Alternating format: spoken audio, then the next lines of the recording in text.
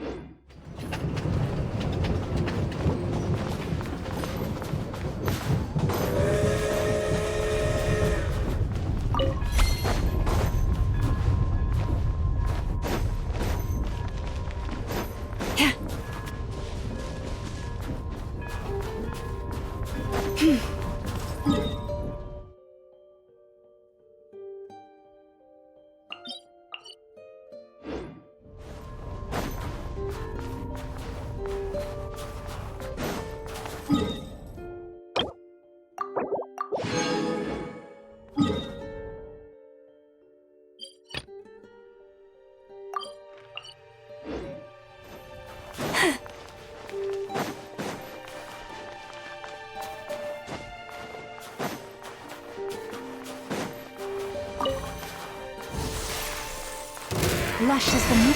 Surge, a moonlit night for all. You're my top. Defensive mode in...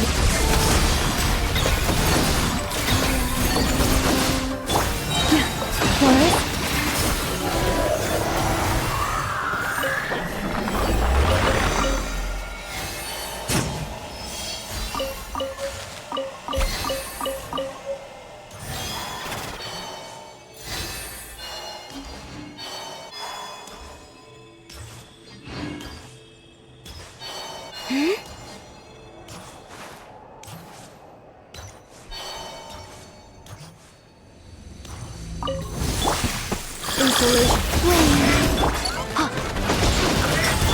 You poor lost lamb, with one...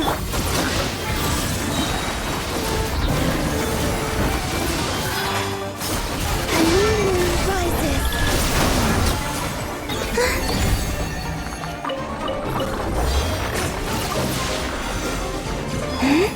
Surge, smash and grab.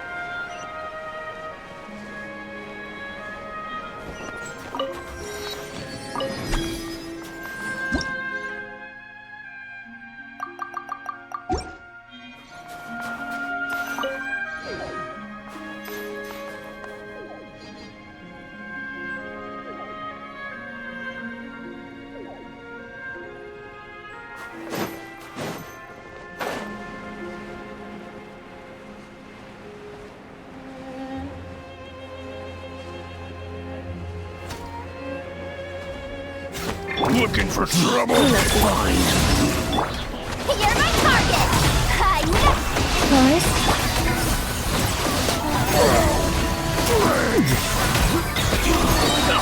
Shut up! Run faster. Shut up! Run faster.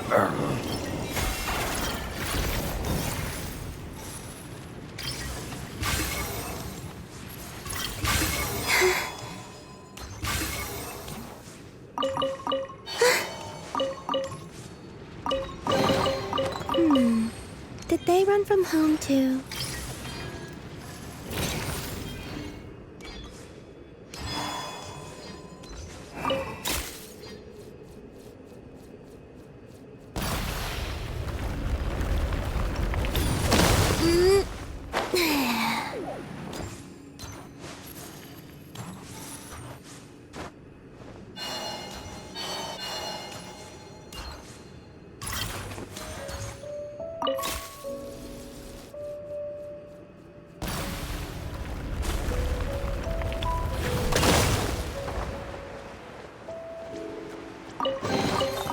You keep them.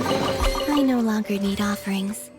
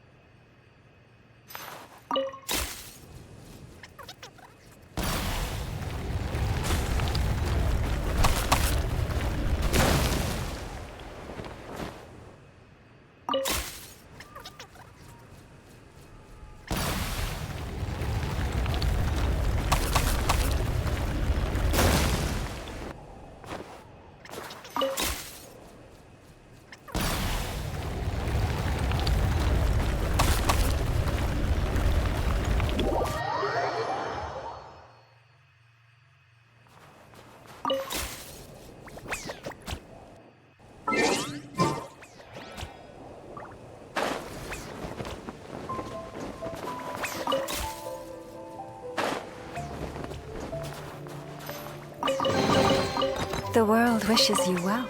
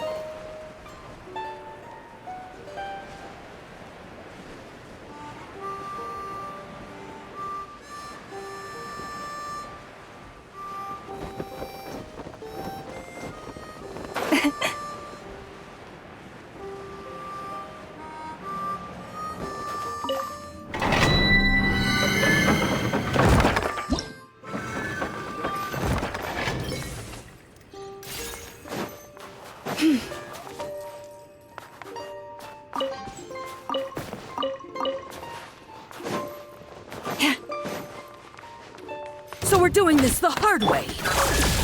Flame, green moons converge. You're not going anywhere. By the frost moon of old, preparing for dusk up.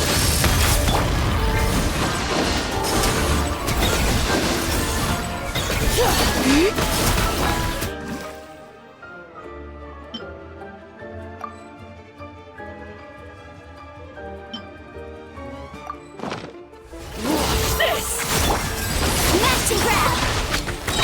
Hand it over. You pull insulation chamber. Surge.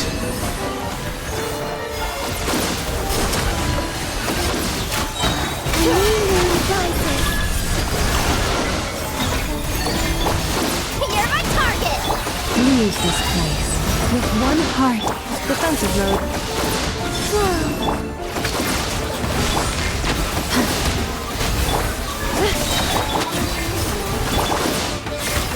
Annihilation mode. Smash and grab. Forest, A moonlit night for all. I never. cleanup sequence. Surge.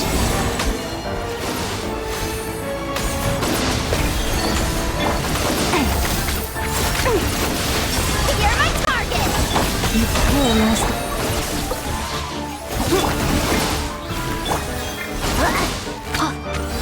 By the frost moon of old. Flame, moons converge. You're not going anywhere. Ultimatum protocol.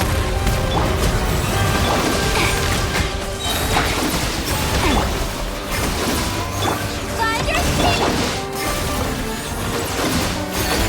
Surge. A moonlit night for all. Defensive mode engaged.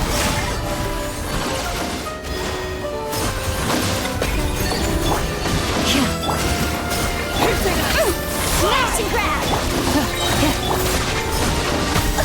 You win this one.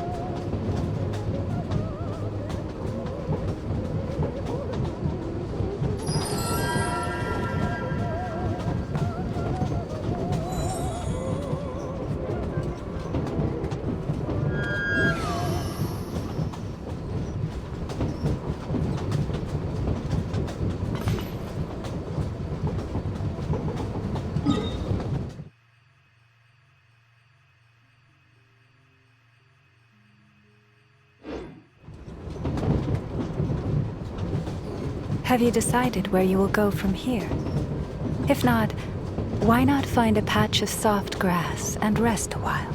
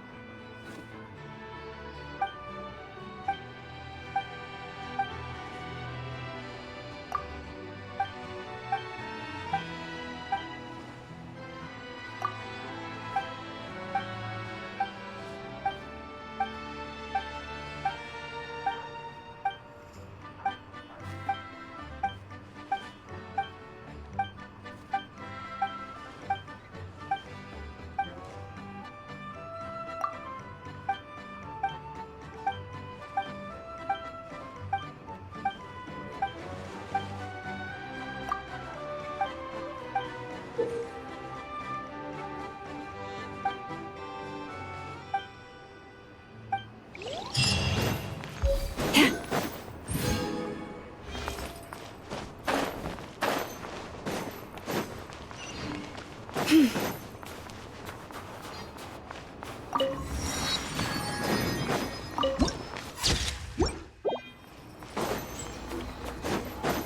to the Repisok.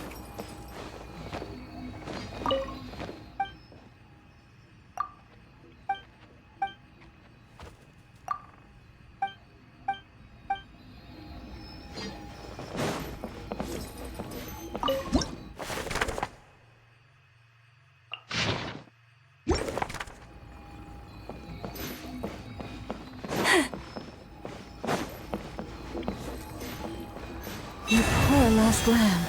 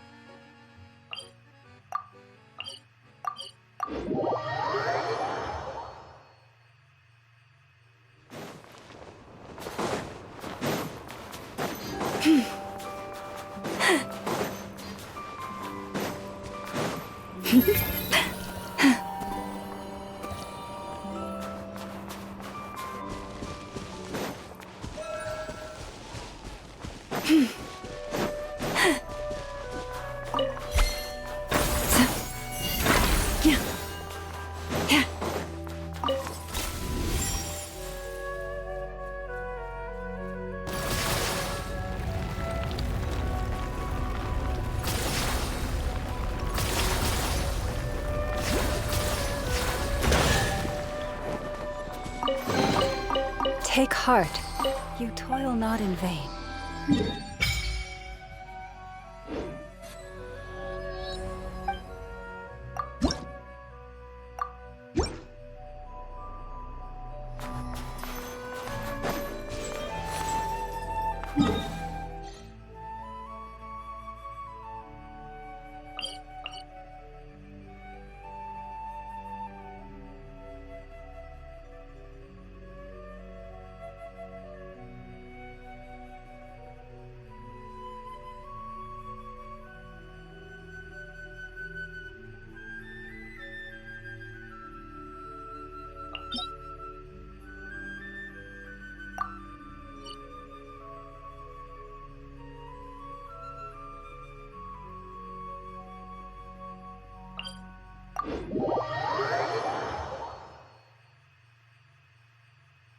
I heard that you're not supposed to stare at bright white surfaces for too long.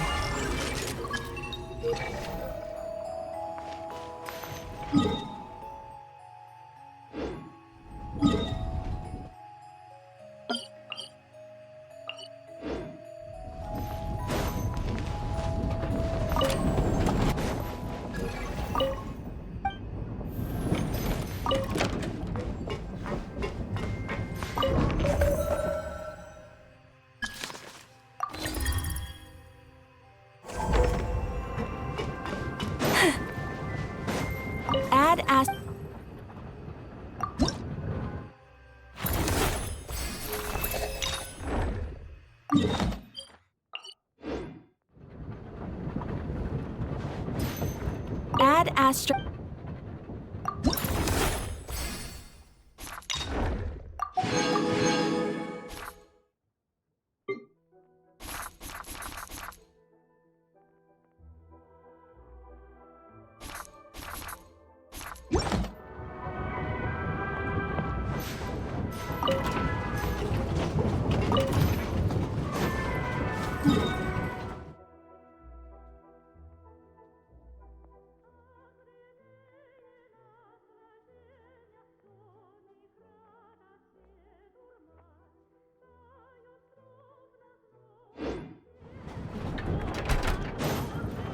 Yeah.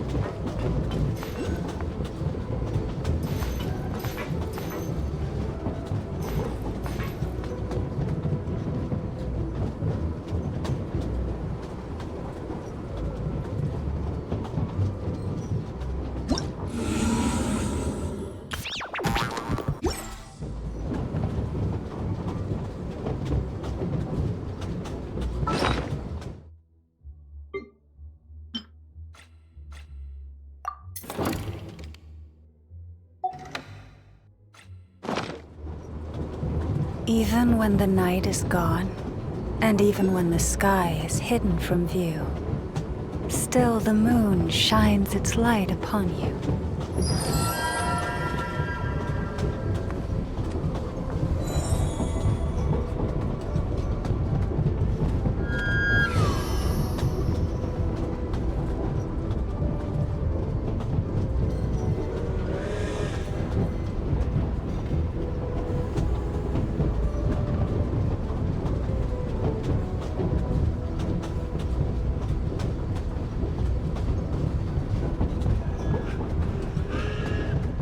If ever you find that the animals in Nodcry behave in ways you do not understand, just ask me and I will explain.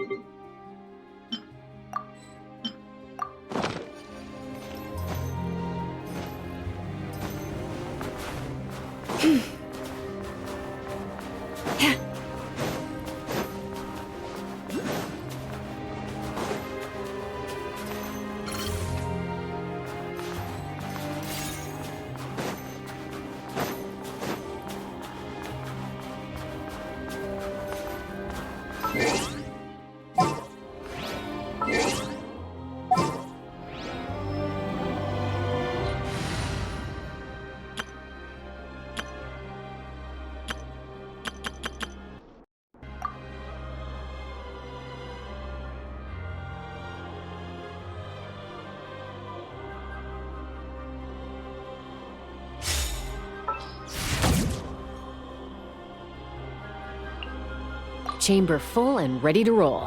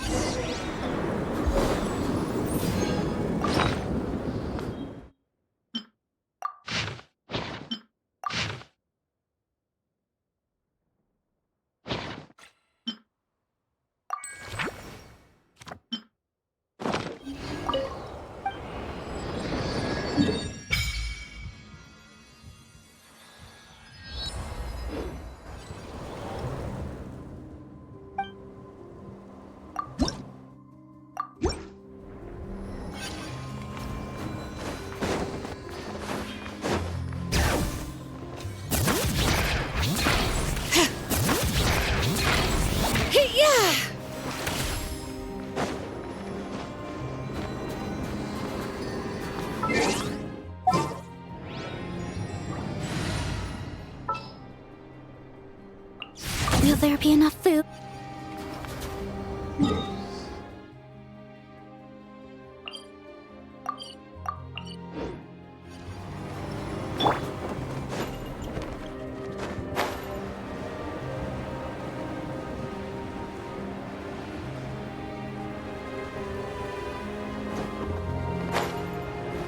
Time to roll!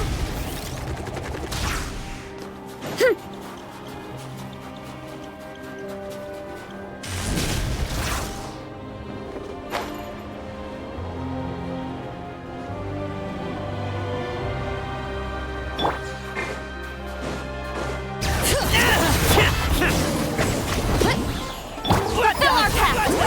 You two! Cut! Light up the blazing sun! Full throttle! It's justice o'clock!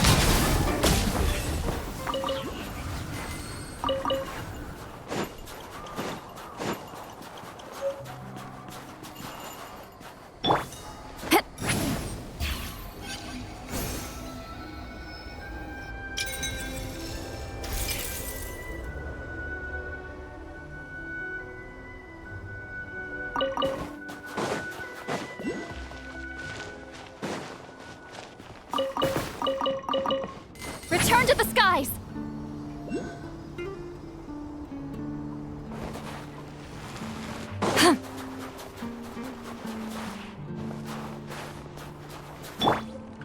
Bring it!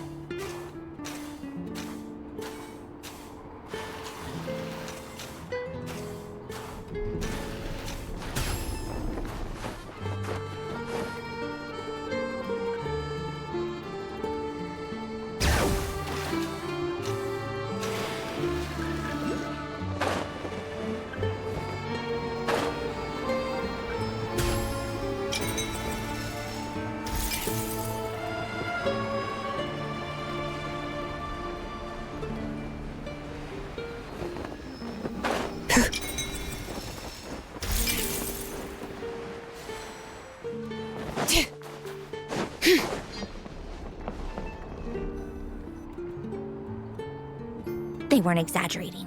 This is really dangerous. It's a good thing only one of them broke. From what I've been told, most of the trapped miners are over in that direction. Yeah, you do that while I check the rest of the equipment. I'll evacuate the people around here as I go. Meet me back here as soon as you're done.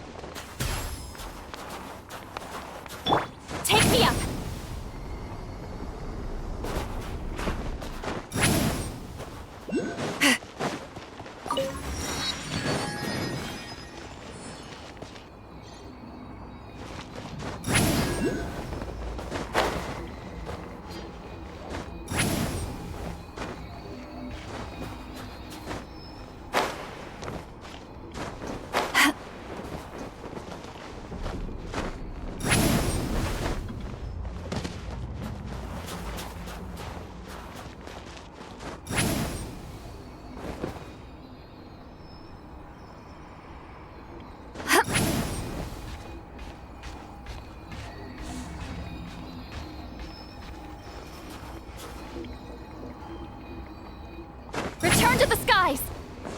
Incoming!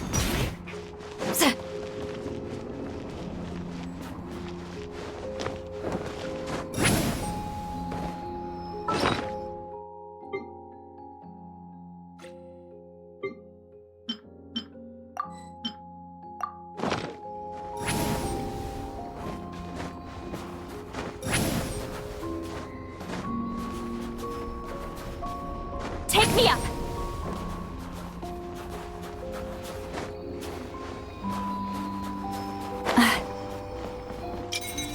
Return to the skies!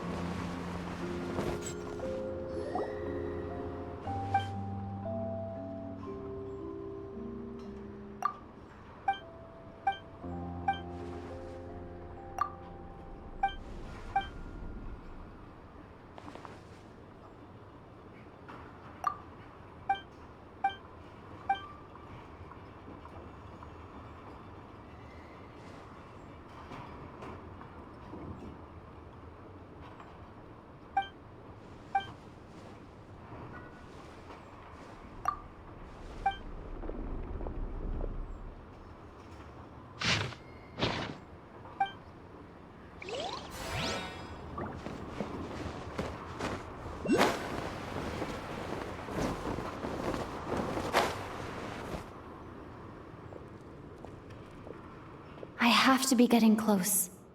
Don't go any further.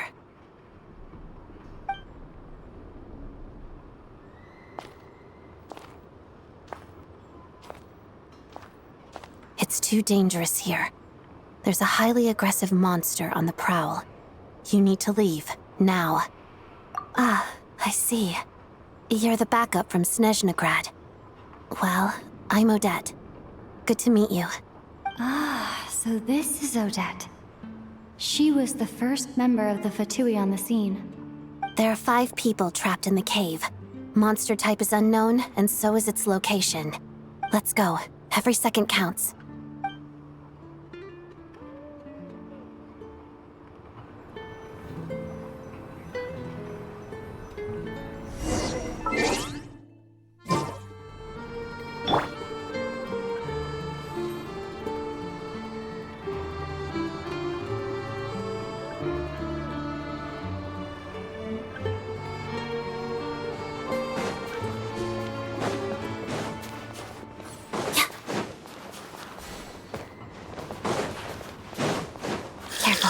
Something's moving.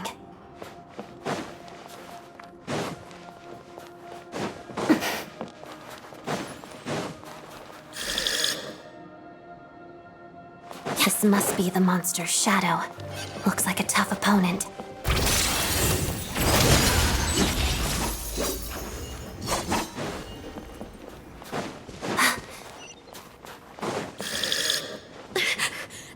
Stay back!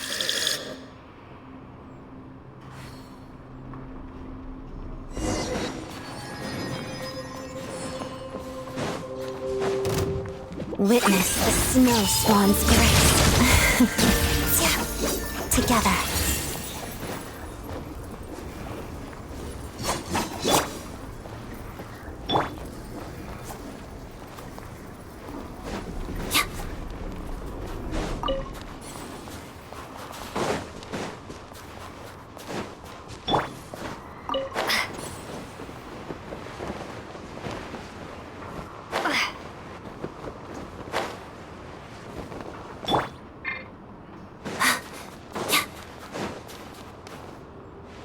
I see them.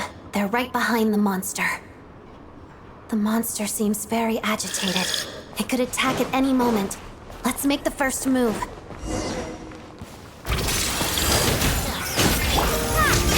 Bellowing thunder!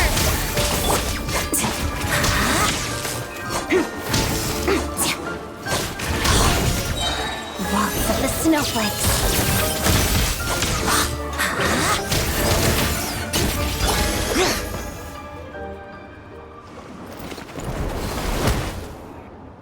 Thank you for saving us. We'd have been monster fodder otherwise. Thank you. Thank you. You're welcome. You should be safe now. Follow this route out. She and I will stay behind to watch the rear. Thank you. Come on, let's go. This way.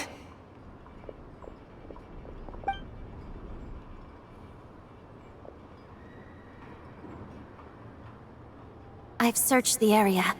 Pretty sure the monster made a tactical retreat. Yeah, but with us here, it won't be coming back anytime soon. It may be small, but don't be fooled. It's a ferocious beast. People are just food in its eyes. It's lucky we got here when we did. The trapped miners have been successfully evacuated. Time for us to leave. Wait, this place... There's something unusual about it.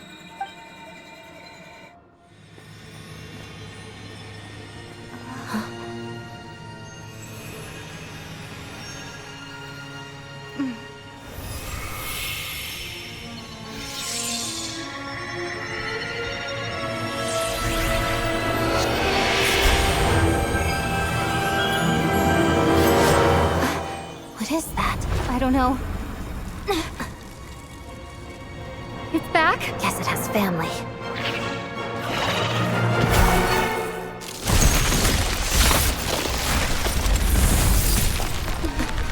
This way. Run!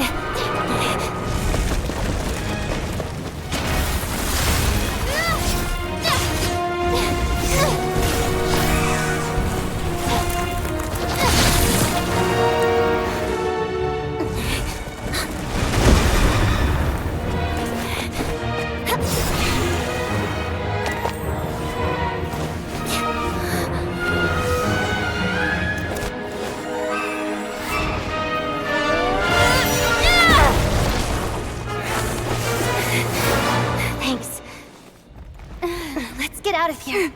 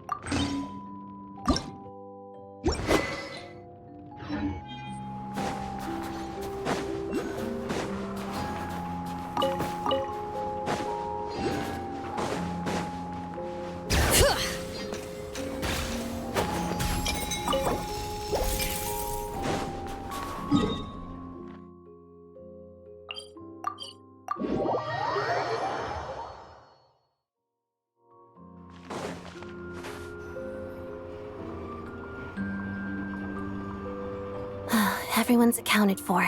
We managed to rescue them all. We also placed a sign at the entrance to the cave, warning people to stay away. You really held your own today. I still don't know your name. Don't think I've seen you before. I'll remember the name. All right then. See you around. Hello, Lady Marionette. I hear the rescue operation was a great success. I knew I could count on you. What brings you here, Odette? Here for a performance? No, a Fatui mission. I happened to be nearby and heard the crash. She hasn't introduced herself then. Odette is the prima ballerina of Snezhnograd. She's quite the celebrity. If you ever hear people mention the two crowning jewels of the Korolievsky troupe, they're talking about Odette and the prima donna, Vodianitsa. On top of that, Odette's also a rising Fatui star. It's looking likely she'll inherit the title of the Fair Lady. She learned all her combat skills from Rosaline herself. Used to be one of her most valued subordinates, too. You flatter me, Lady Marionette. If she's Rosaline's protege, that makes me... never mind. There's no need to bring it up. No point making things awkward.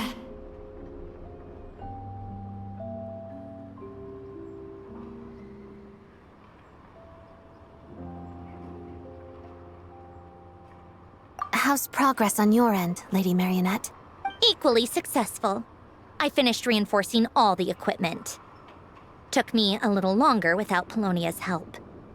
But the outcome is the same, of course.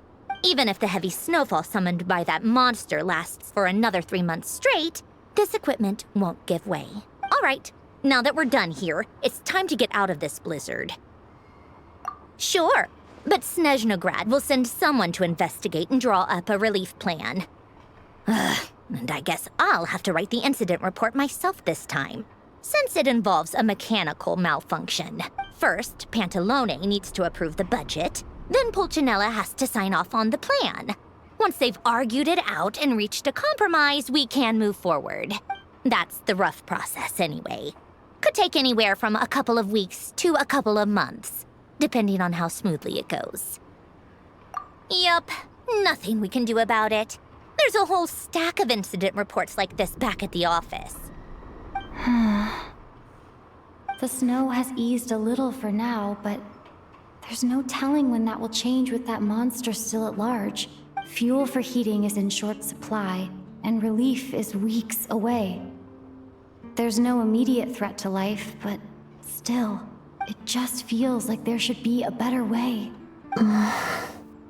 Hey, quit daydreaming. Let's get back to Snezhnograd. When did you get a new sword? I found it in a cave. It handles pretty nicely. You have a strange affinity for secondhand swords.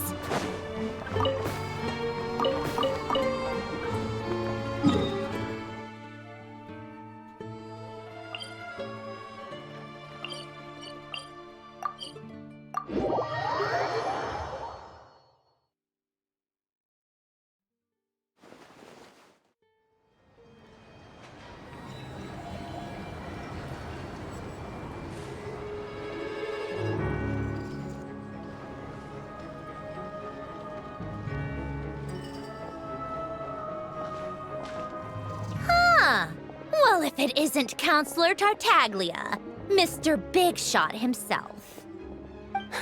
Go easy on me, all right? I'm still recovering from the interrogation the real Big Shots put me through. Hey, comrade, it's been too long. I heard you came looking for me earlier. Nicest surprise I've had in a while. Good to see you too, Odette.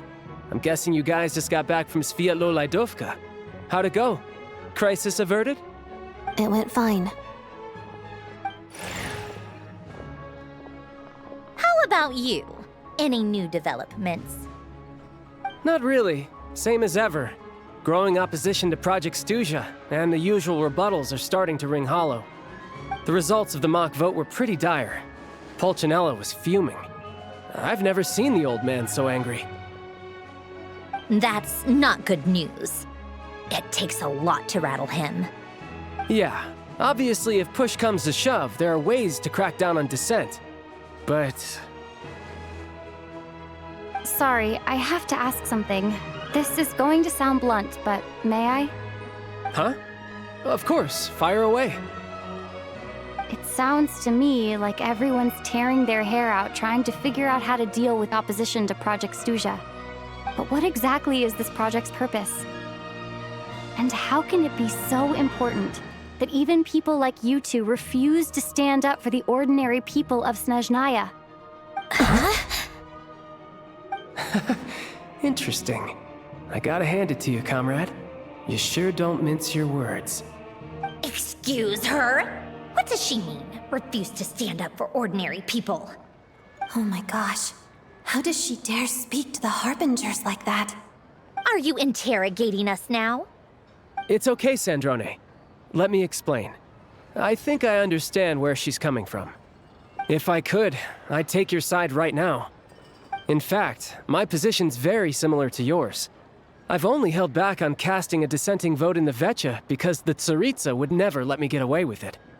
Still, I have a responsibility to the Fatui armed forces, so I do what I can to make their voices heard.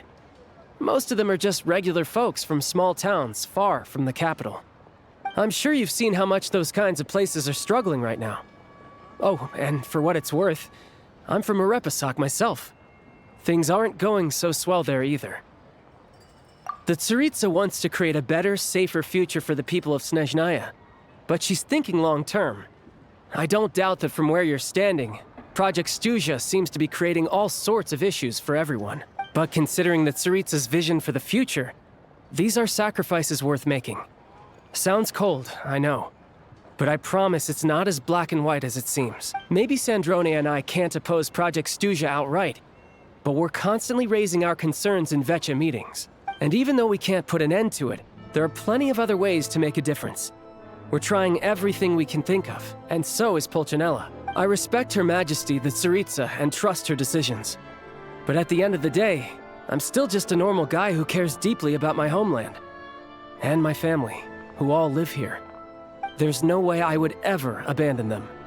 As contentious as things can get within the Vecha, there's no selfishness or malice behind it.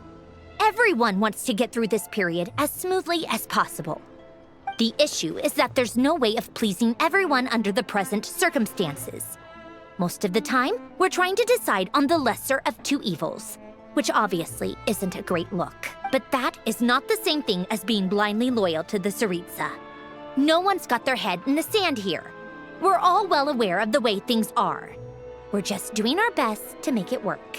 In fairness to Sandrone, she rushed to Svietlo Laidovka's aid the moment she heard that people were in danger. And even Tartaglia, who used to only care about the thrill of the fight, is clearly doing his best to rise to the demands of his new role as counselor. Hey, come on. There's only so much we can say, so don't press us too hard. Look, I know how untenable the Tsaritsa's position looks if you don't understand her motives. Maybe you've heard already, but she's currently leading her army on a campaign to the east to defeat the monster that's been causing these brutal blizzards. Striking that monster down will be a significant step in dealing with the present energy crisis. As laser-focused as she is on realizing her lifelong ambitions, she's still putting time and energy into taking down this powerful monster. To me, that says a lot. If she thought Snezhnaya and its people didn't matter in the grand scheme of things, why would she waste her time on something like this? Thanks. I meant every word I said, though. I wasn't just trying to placate you. I've already done more than enough diplomacy for one day. I still think this adventurer raises a very important point. Our two Harbingers have made their positions very clear. But there are many others in the Vecha who must feel trapped and forced to vote against their conscience. I think it's a very valuable quality to be willing to speak one's mind, despite the risk of offending powerful figures. You can say that again. I highly doubt we'd feel the need to explain ourselves so much if we didn't know you so well.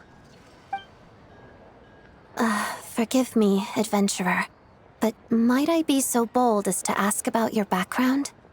How is it that you can converse so openly with two harbingers?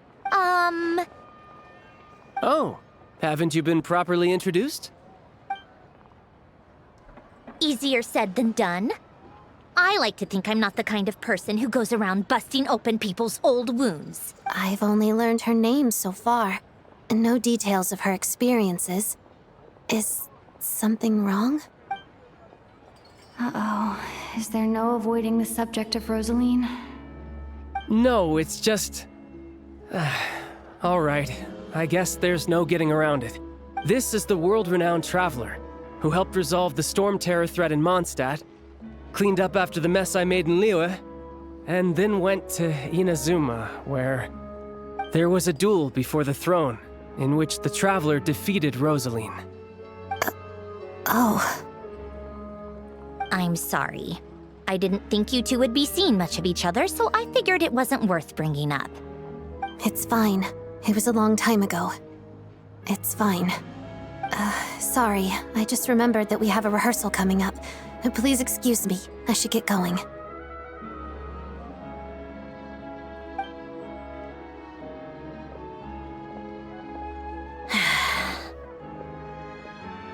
I've mentioned this to you before, remember?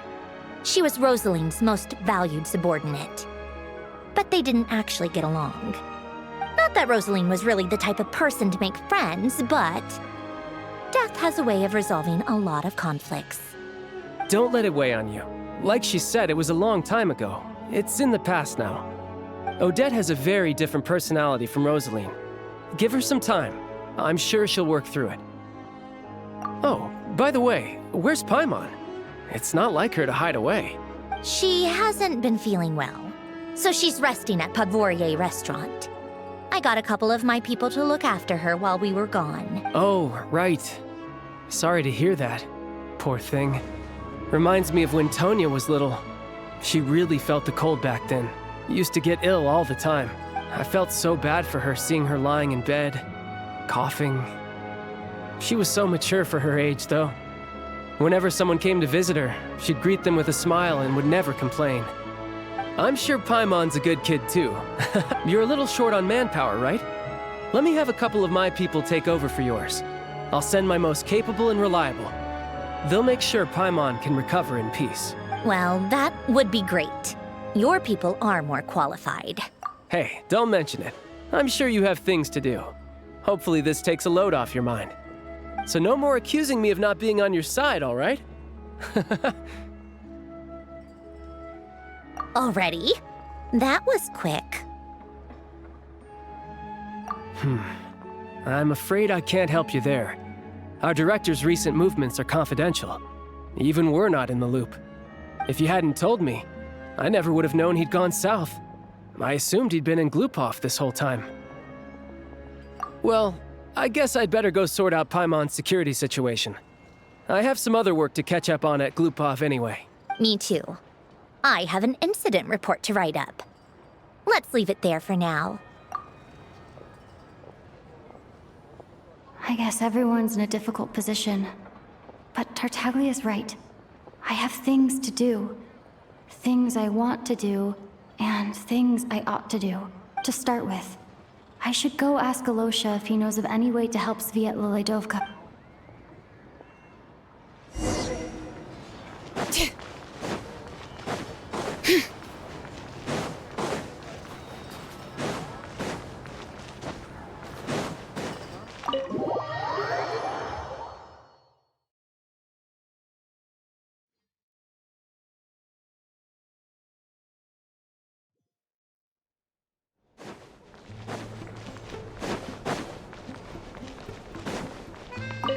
Don't worry, we'll be keeping a close watch.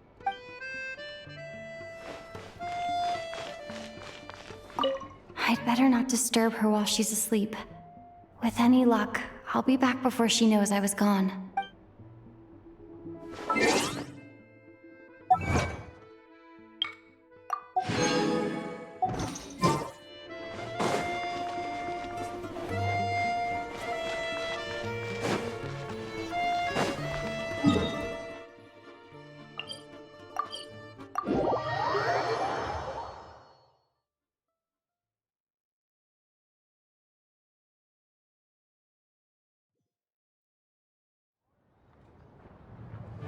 How strange. This sword seems to be vibrating of its own accord. It's a very faint vibration, but it's getting stronger as I get closer to the statue of the Seven. Does this sword have some connection to the statue? But all it does is vibrate, even when I touch it. That place I got this sword from was definitely out of the ordinary. Maybe I should try channeling the power of cryo?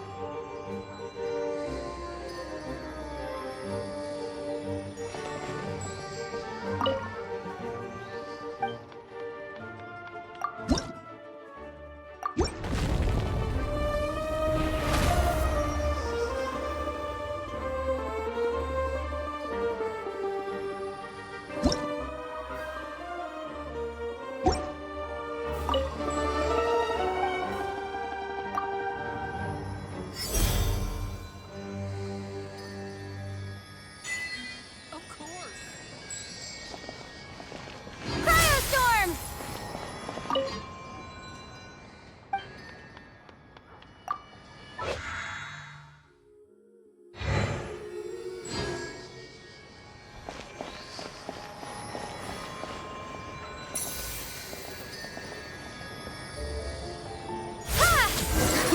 It worked! There really is something special about this sword.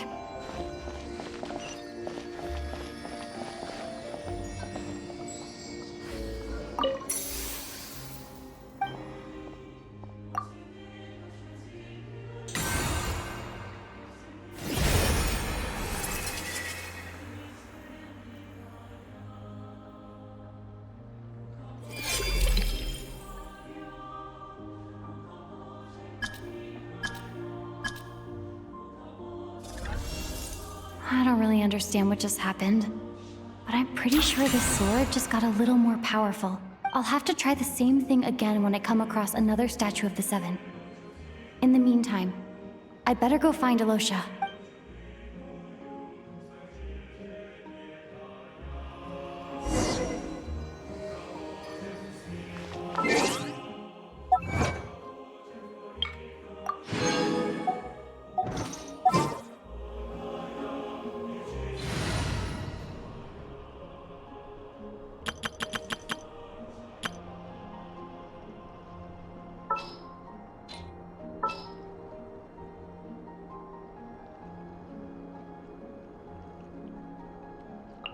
Yeah, let's get...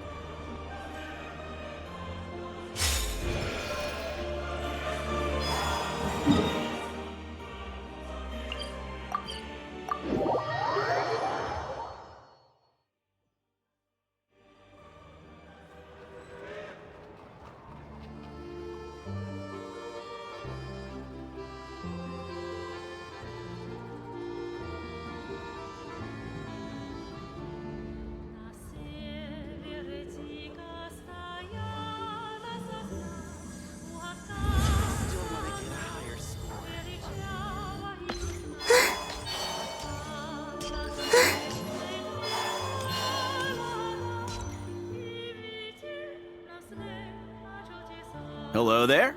How can I help? Ah, sure thing. Give me a second, I'll go fetch them for you.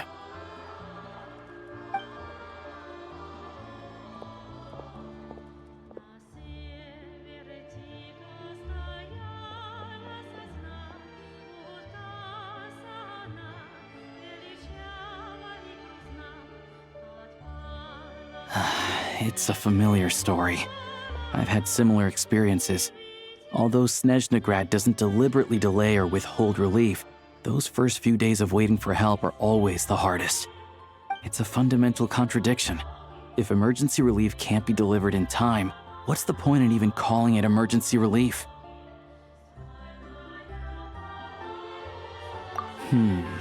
Not necessarily. I think there's a good chance that Kresnik Crystal from Chateau Moros will start flowing into the market. When we resolve Chateau Moros' energy issue, it's like we open the floodgates. A huge backlog of Crystal is now available to the townspeople. There's no way they can use it up at once. A lot of them will probably stockpile it and slowly work their way through. Probably a good idea, since energy prices are only going to keep rising. But there will always be people who urgently need Mora. Exactly.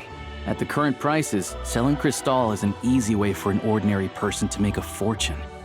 Hey boss, how much do I have left in my account?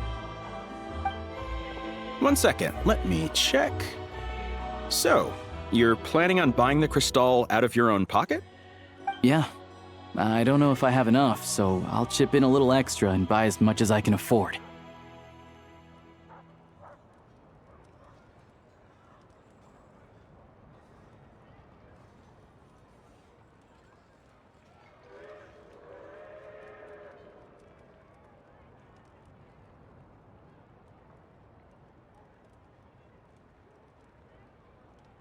No, it's fine.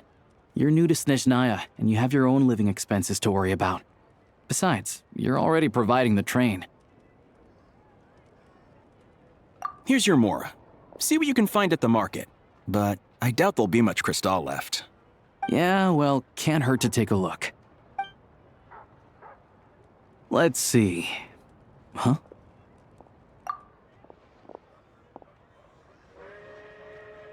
Oh, Alosha, and... Hello. I didn't realize you two knew each other. Yeah, I take on some odd jobs in the city to supplement my hunting income. Sometimes I work as a cleaner or prop hand at the theater where Odette is one of the big stars, so I've met her a few times. When the weather's as bad as this, it's better for a hunter to adapt than to keep looking for game. Yes, and we sometimes need extra help.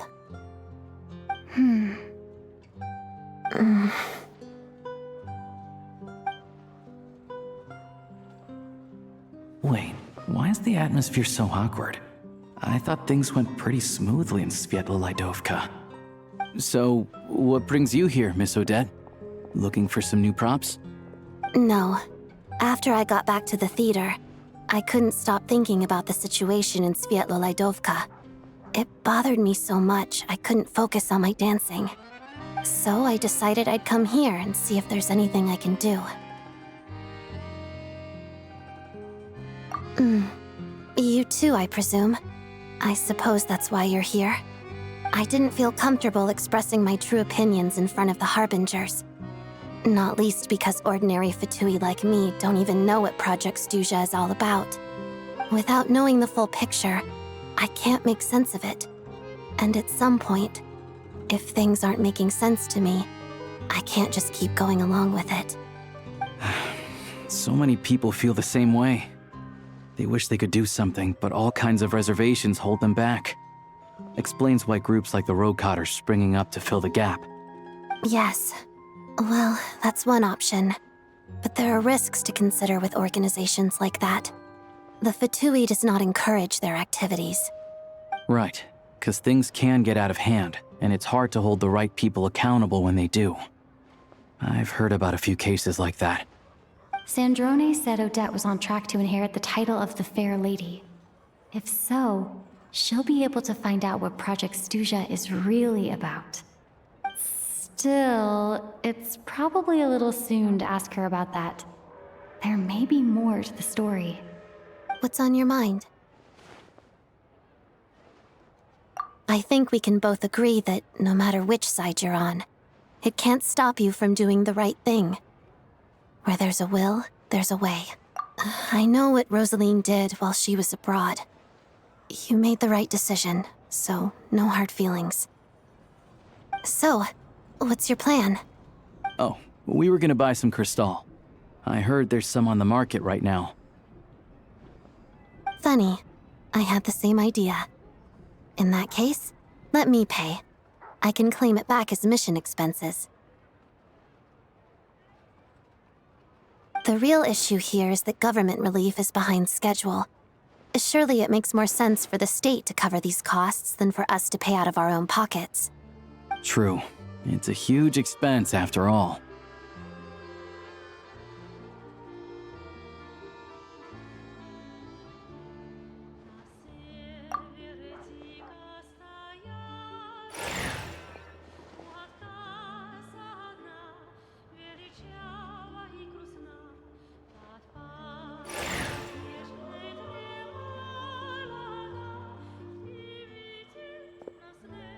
Let me see. I'll take it all, please. And I'll be needing a receipt. Right. Choose mission budget under the expense category, but be sure to specify emergency rescue operation in the description. Otherwise, the normal reimbursement limit will apply. Let's book this train. Regulations say that if we need to transport Kresnik Crystal during Project Stuja, extra carriages can be added 1 hour before departure.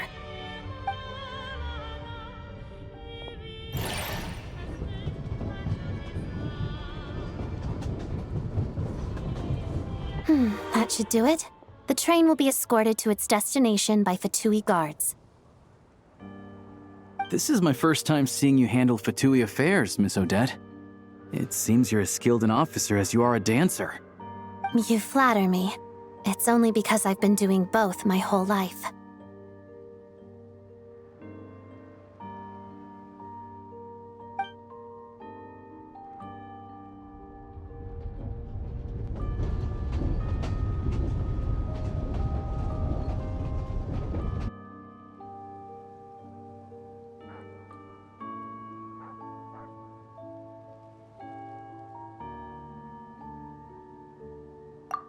Anyway, I bet you've been non-stop today, am I right? Any idea how Paimon's doing? What's wrong? Who's Paimon? Her travel buddy hasn't been feeling well. She caught a cold right after they got to Snezhnaya. Sounds like she's important to you. I can't believe you've been dealing with this on top of everything you've been doing to help the people of Snezhnaya.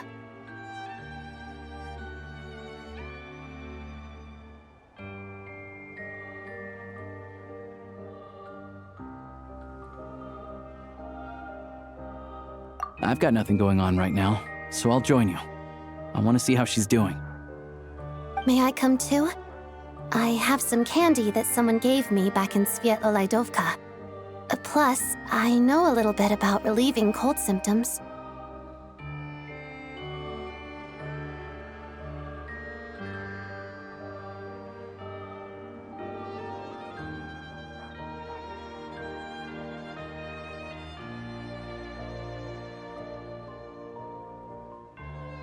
All right then, let's go.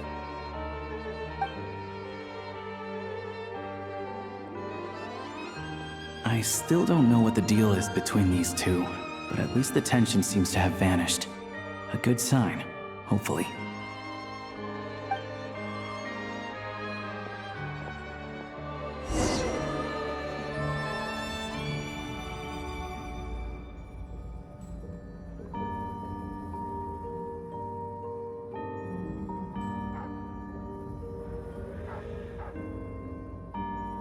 Would you like to go moon gazing?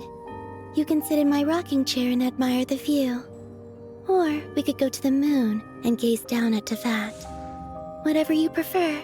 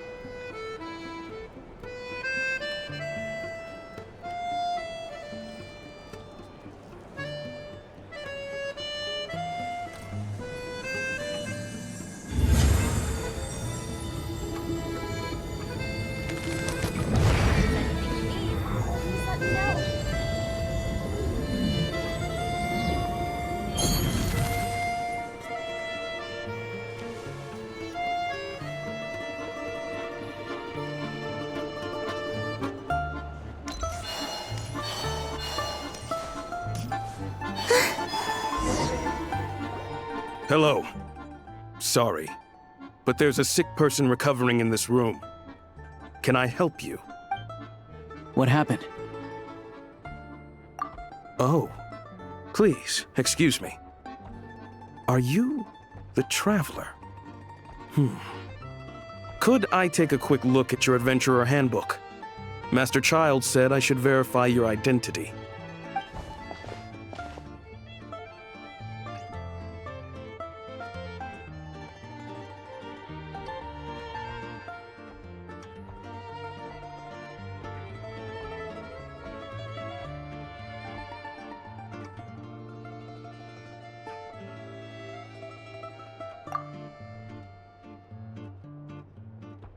Ah, it's really you. Sorry for the inconvenience. We're under strict orders from Master Child to keep this room well guarded. At the same time, we can't interfere with Podvoye Restaurant's business. That would only seem all the more suspicious and draw unwanted attention to this room. Besides myself, a few of my colleagues are stationed in and around the restaurant, in plain clothes, of course. Rest assured, you're in safe hands. I didn't expect such a high standard of protection. Well, Master Child handpicked us for this special assignment. We're not about to let anything go wrong. Anyway, I won't keep you any longer. Please, head inside.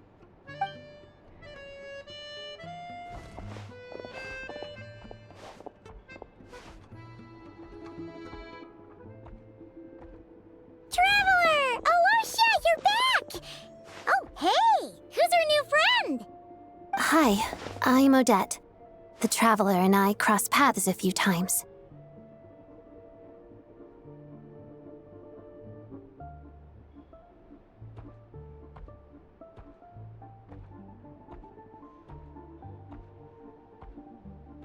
Another friend from the Fatui, huh? You're practically a member yourself by this point. Paimon's definitely on the mend. We should be back to our usual travels in a few days' time. Seems like that doctor was right. It's just... Paimon's limbs are still feeling a little chilly. I have just the thing. Whoa! What's this? Is that a flame inside an ice cube? Wait, is this real ice? How's it not melting? And how does the fire keep on burning? All keen observations. You're right. This is called core ignis. Whenever I've caught a cold in the past, I found I recover much more quickly if I place this by my bed. You're welcome to borrow it. Awesome! Wow! It's so nice and warm! Oh, it's like magic. Your name was Odette, right? How did you two meet again? Looks like she's in pretty good spirits. That's a relief. Any progress with your investigation yet?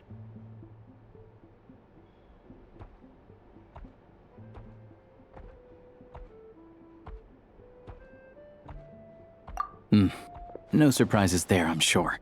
They're not likely to let anything slip.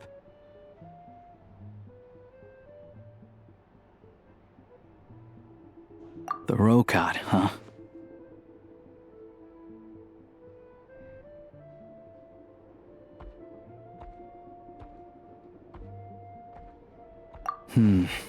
Let me think.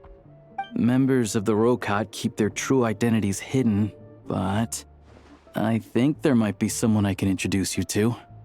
Leave it with me. Meet me at the Korolyevsky Troop tomorrow, and I'll tell you how it goes. Would anyone like a drink? I'm gonna head to the bar. Paimon will have... maybe some hot milk? Yeah. Paimon's in the mood for something warm. Enough with the secret chat, you two. Let's catch up properly in a minute. Paimon wants to know everything that's happened today. It'll be kinda like Tabletop Troop. No reason why listening to a story can't be an adventure.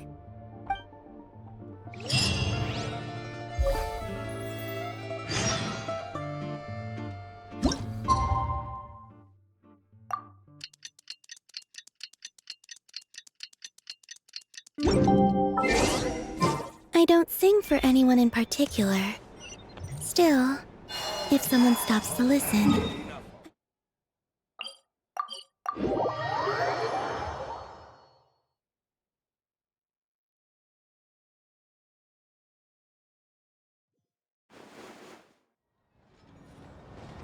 Ah, you made it.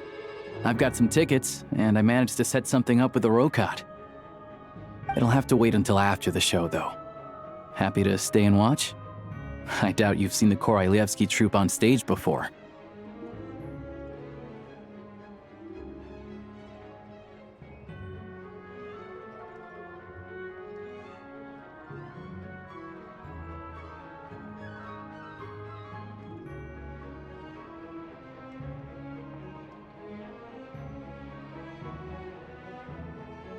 Pleasure.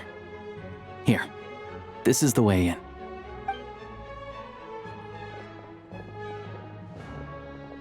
Please present yourself for a routine inspection in accordance with theater regulations.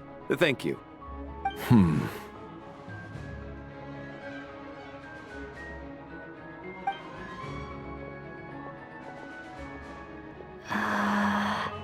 Is that guy with the fatui? Looks like he's waiting for something. Okay, all done.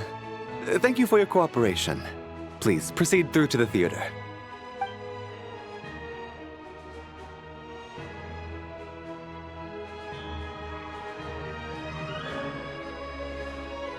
What's up? Everything okay?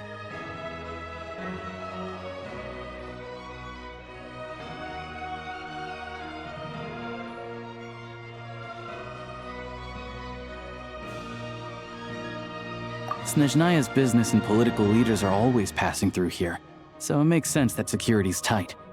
Still, it's a little unusual to see the Fatui's Armory Palace guard here. You saw him, right? The guy right at the back. Strong, silent type. His name's Valeri. He's part of the Special Assignments Battalion, but I only ever see him here for one thing: to look for a guy named Mitya.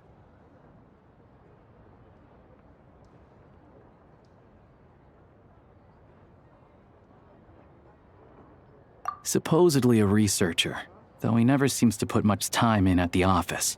The theater is one of his favorite places to hang out when he's playing hooky from work. But that's not for us to worry about. Let's go. The show's about to start.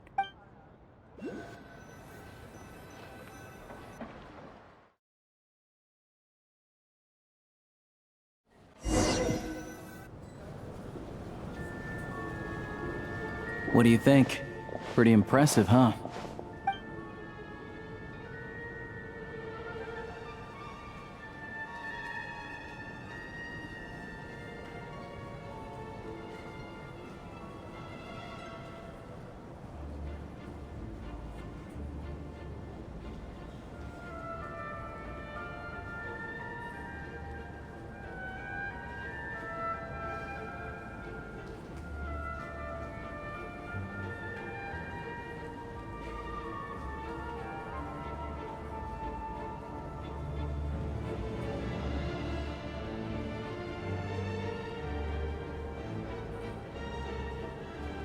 Oh, the one in Fontaine? I hear it's iconic. Never seen it for myself, though. Here we are, just in time. Sorry, coming through.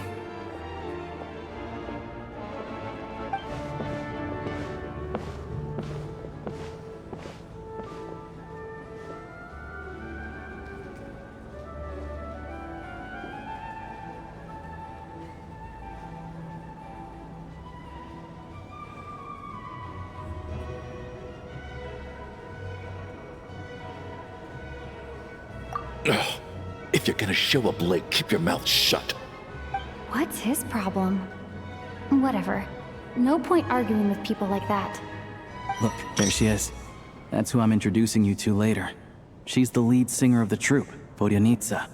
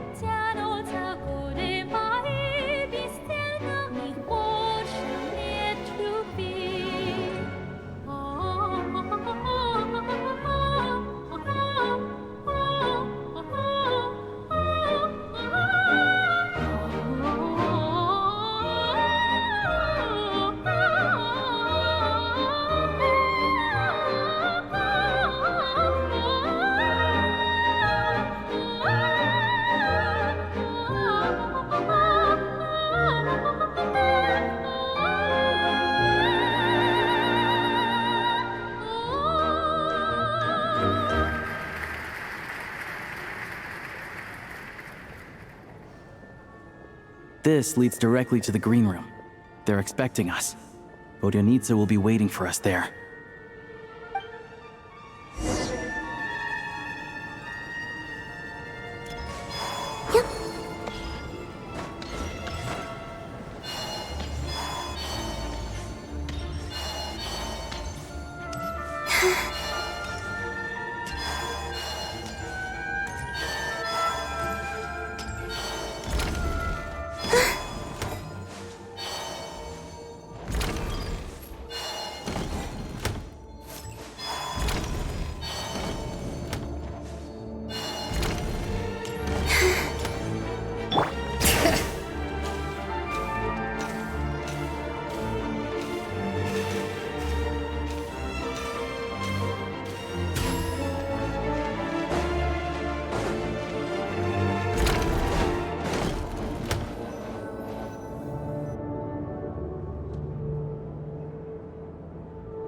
Hey there. Excuse me. Can you believe it? I am so mad right now. Come in. Oh, it's you two. Huh? You know each other? Oh, wait. Is this who you were telling me about? The one you met yesterday and couldn't stop thinking about? I never said that. Yes, you did. Why are you denying it? It was right before I went on that rant about the moody factory owner. Oh, I remember it so clearly. Might I ask what brings you two here? Oh, I just brought her here to see the show. And when it finished, she was full of praise for Vodyanitsa's performance. So I thought I'd try my luck, see if we could get the chance to chat for a bit. Maybe get an autograph? You work here. You of all people ought to know that's against the rules. It's not what the green room is there for. Oh, what's the big deal? Come on, don't be shy. I can give you an autograph. You can take a picture too if you want. Do as you please. I finished all my shows for the day. I'll leave you to chat.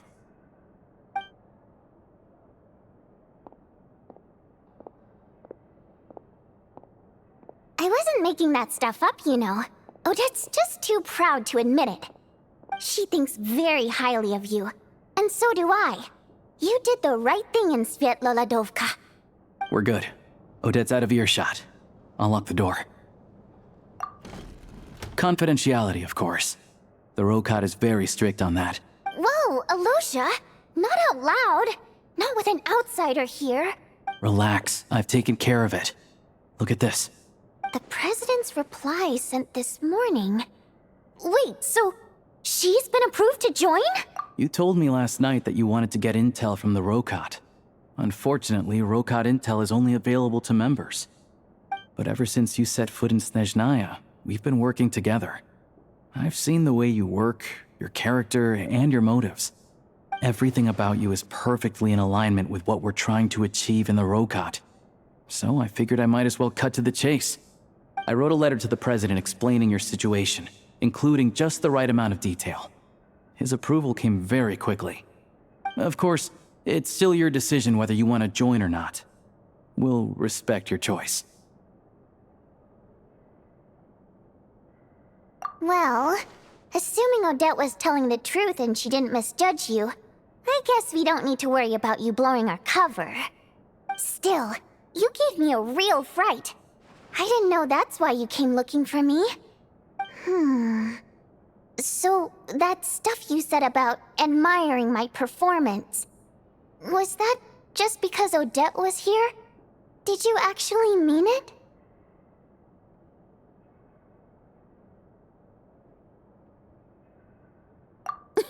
Now you're talking.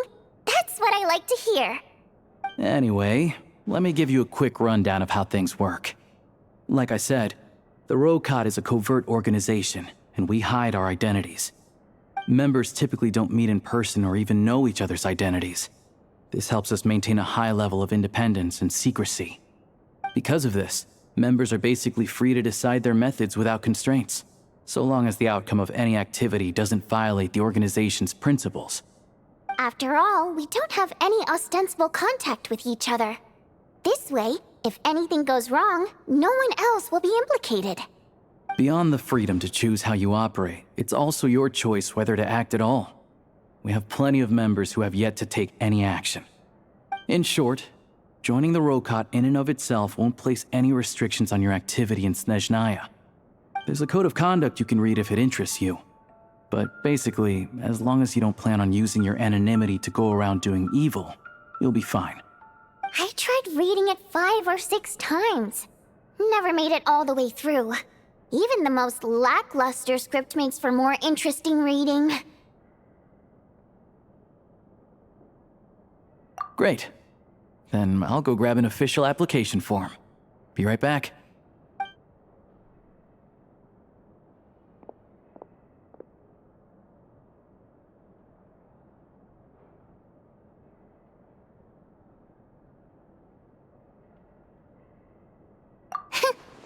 Well, Alosha has this pet dog, you see. His name's Tagarin, and this one time, Alosha brought him backstage. Tagarin took quite a liking to me, so I played with him for a little bit and fed him some treats. Then, the Rokot was out on a mission one day, and even though we were all in disguise, Tagarin recognized me right away. Just a coincidence, really. We didn't report it to the higher-ups, though, to avoid dealing with the fallout. Like my job at the theater, for instance. I really needed to make ends meet. By the way, what were you complaining about just before we came in? Did everything go okay with Chuganov? Everything did not go okay. That's why I was so mad. I tried to make some small talk with him before I went on stage to fish for intel about the Iskra manufacturing plant. But he wouldn't take the bait. No matter what I said, he kept dodging the question. And then he started complaining. He said he didn't appreciate his second-rate seat in the stalls because he usually gets a private box. I mean, what did he expect? Everyone knows that if you want a box seat, you buy a ticket well in advance. But instead, he sends me a letter the day before the show when we're practically sold out. I had to juggle things around just to get him a half-decent seat, hoping he would appreciate the gesture enough to share some information. But nope, he didn't give me anything. Yeah, meeting Chuganov in person has definitely been a disappointing experience. Oh, you probably don't know who we're talking about, do you? Chuganov was that older guy you were sitting next to today. I'm sure he didn't make a great first impression on you either. To the citizenry, he's a family man and a kind boss. But our interactions with him tell a very different story. It's one thing to ask for a favor, but he acts like it's his right. He always expects special treatment. Take the ticket situation, for instance. I've actually gotten him a private box in the past. But not only was he not even grateful, now he's acting like I've sold him short this time. Not to mention that he's never paid for a single one of his tickets.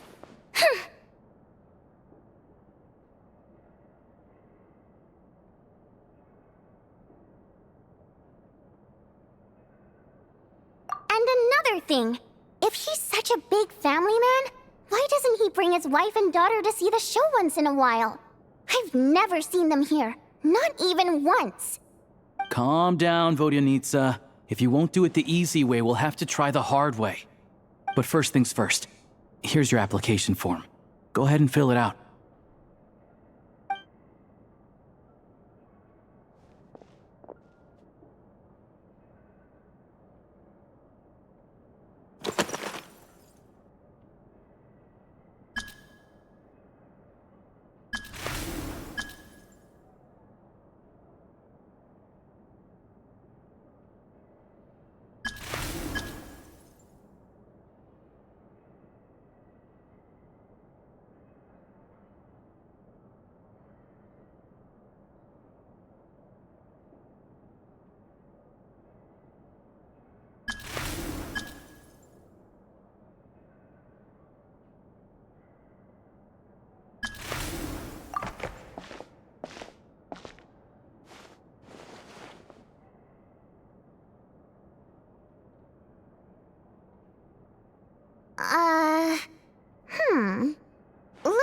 need to make a few little tweaks here and there.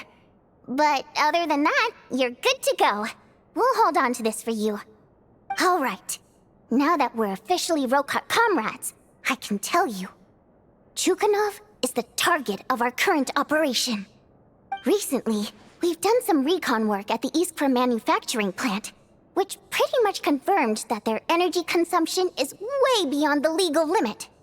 All we need now is some direct evidence to present to the Vetcha, so we can demand that they shut the plant down. That way, the Kresny Crystal can be allocated to where it's needed most. I was hoping he might let slip during one of our chats, but he's too tight-lipped. We'll have to find another way. I'm meeting another regular theater-goer tonight, Mitya.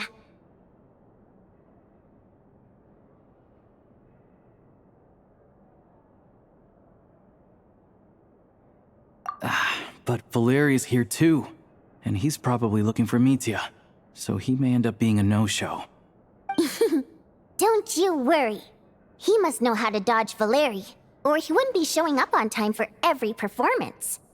Mitya is a renowned energy expert. Although we can't get any direct evidence of the excessive energy consumption at the plant, we can accidentally let the information slip to him.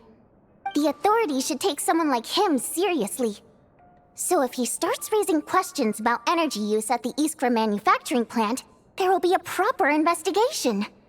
Also, we're not allowed on site, but he has clearance. So all we need is his cooperation. Yeah, so that's the other thing we're trying to figure out. Though I think we're far less likely to make any progress on that front. Still, I hear that Mitya is a bit of a chatterbox. So, who knows? Maybe if we catch him in the right mood, he'll let something slip. What do you think? Sound like something worth your time?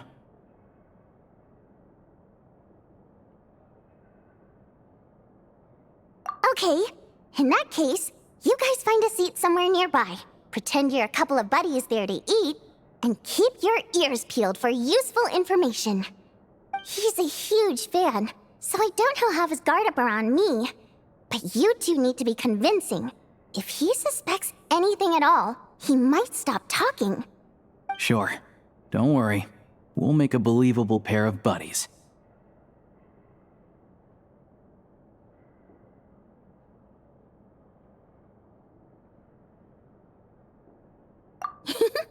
Perfect! You've sold me already. Now, help me tidy this room up a bit before we head out. Okay.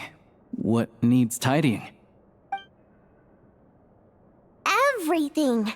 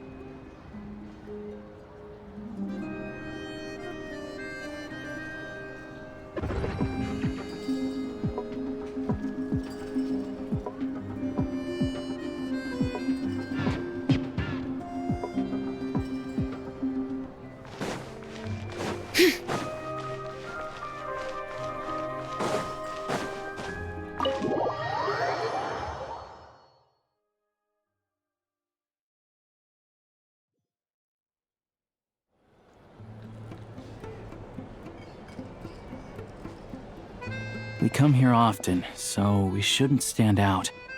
Let's sit here. Now, it's up to Vodyanitsa. Let's see how the conversation goes.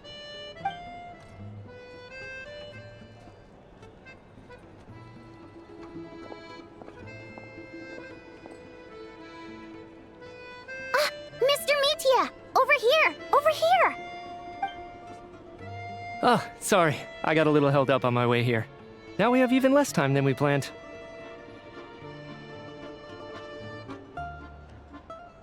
Go ahead and order some snacks and drinks, whatever you like. Let me see. According to my schedule, we still have 25 minutes left. You're really pressed for time today, huh? I was imagining this would be a leisurely chat. If you'd prefer, we can always reschedule for another afternoon when you have more time. No need. Getting to meet the lead singer is a very precious opportunity for me. I'm not about to pass it up. I've already had to decline your invitation several times because our schedules rarely align. If I don't grab this chance while it's here, who knows when the next one will come around? Well, it's very kind of you to make time just for me.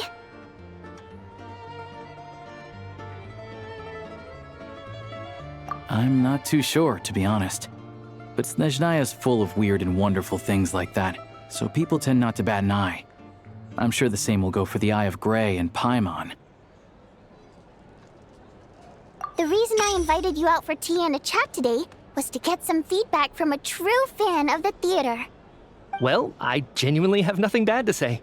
No matter how many times I hear you sing, it never gets old. It always seems fresh and new somehow.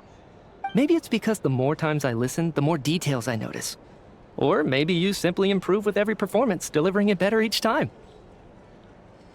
Thank you! I'm delighted to hear that. Could you give me any specific examples? Oh, yeah. The piece you sang today, for example. Beneath the Frozen River? Hey, what's with you? I'm just praising a good performance. I always used to find that such a bleak and lonely song. But the more you listen, the more you realize that it's not as cold and nihilistic as it appears. When you really dig down into it, there's a certain level where you're surprised by the emergence of hope. Wow, I'm impressed. I didn't expect you to pick up on that. Actually, I only tried out that angle after talking with a composer. Still, Beneath the Frozen River wasn't on today's program. Oh, really? But it's a classic. You sing it every time. Almost every time. Oh,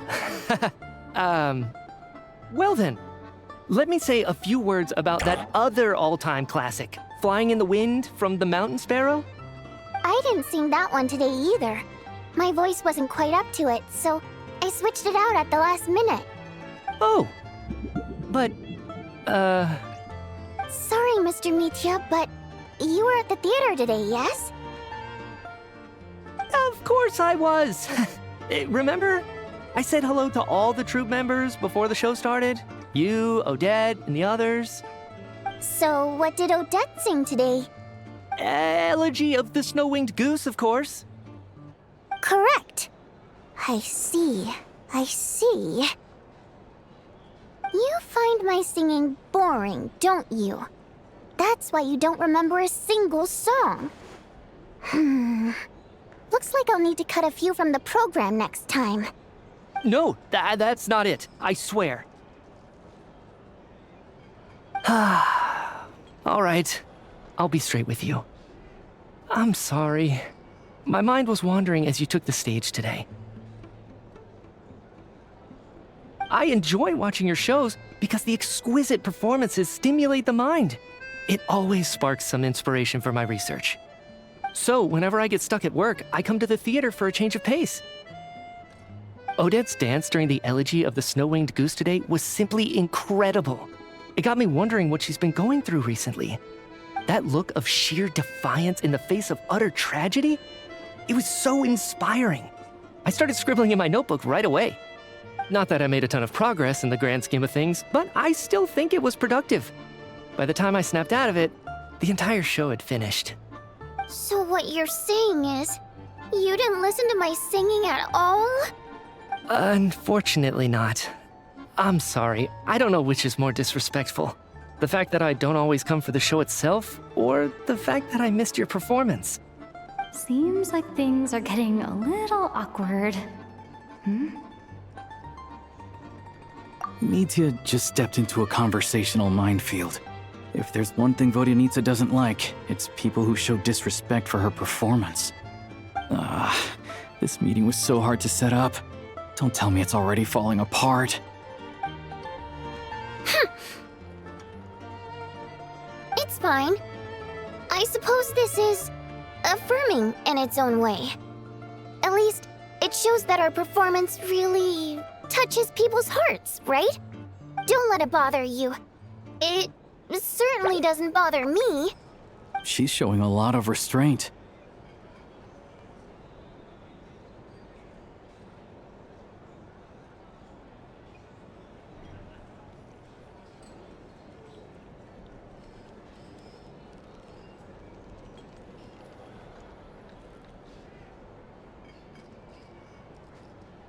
Well, I'll be sure to let Odette know how much you adored her performance. Please don't say that. I always love your performances too. It's just that inspiration struck at the wrong time today. I'm usually all ears. I know, I can tell. That's why I value your opinion. I'm sure some people can't stand it when others praise their coworkers right to their face, but not me. No, sir. Fair enough. I still feel kinda bad though. But you know what I really can't stand? People who only show up to the theater to pretend that they're cultured. Makes me sick to my stomach. Oh yeah, 100%. There are too many of those people around. By the time they're walking out the door, they've forgotten all about the show. What's wrong? You look furious. I don't know if you've heard about the boss of the Iskra manufacturing plant. He isn't even a theater investor, but he always demands the same privileges as actual investors. Box tickets only, premium drinks, even the right to request specific songs. Well played, Vodyanitsa. Seems like she's harnessing her rage to steer the conversation back on track. Now that you mention it, I've interacted with that guy before. I gotta say, everyone holds him up as an example of a benevolent businessman, but I don't know. I don't see it. Yeah, he couldn't care less about what's happening on stage. He's just there to flaunt his social status.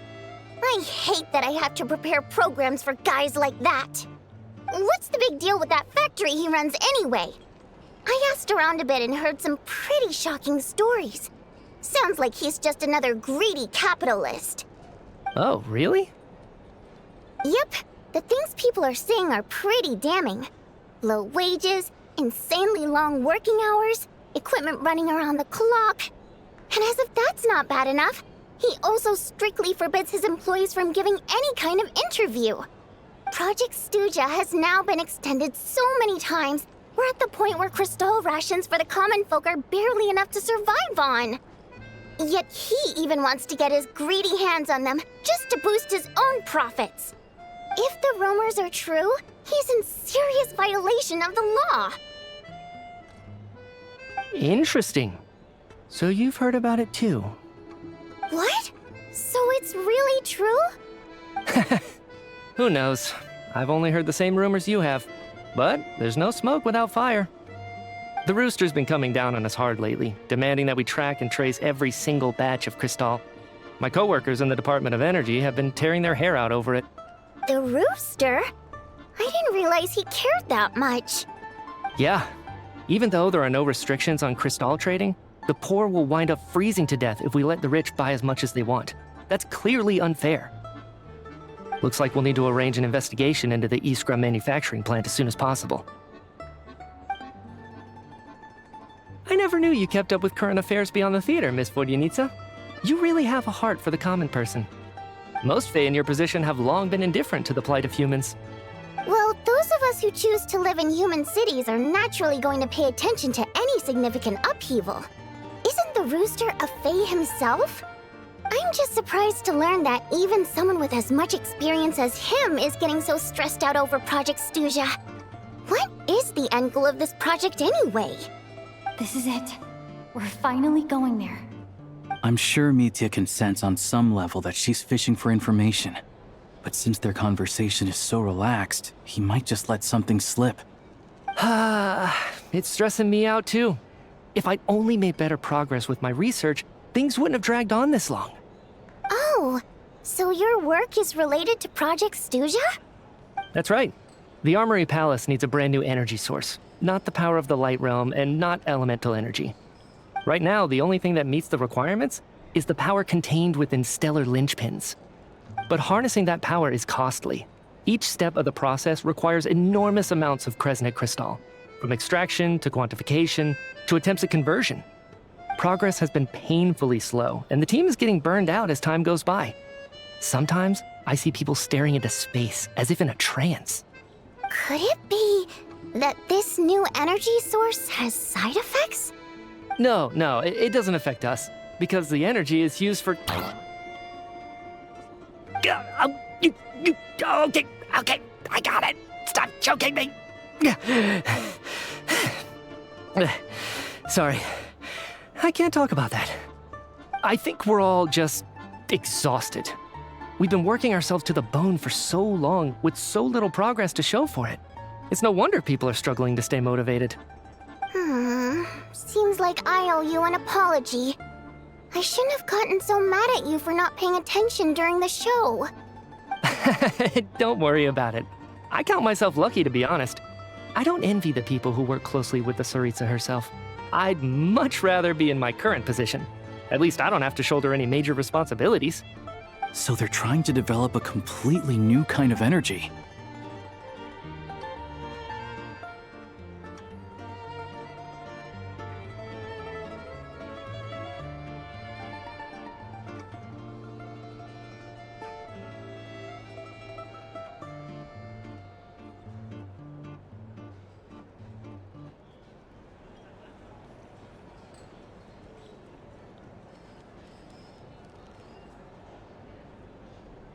Yeah, censored by a scarf. Who would have thought? Oh, dear. It looks like my time is up. I'm afraid I have to leave. I'm so sorry. We ended up barely talking about the theater. That's okay. It was a pleasure chatting with you, really. Let's make up for it next time. Yeah, hopefully once the work pressure eases up a little, I'll be able to focus more on the performance, and then we'll have more to discuss. We touched on some confidential issues today. I'd be grateful if you could keep it between us. That could have gone worse. Nice job. Why was Mitya in such a hurry to leave, though? Sorry, routine inspection.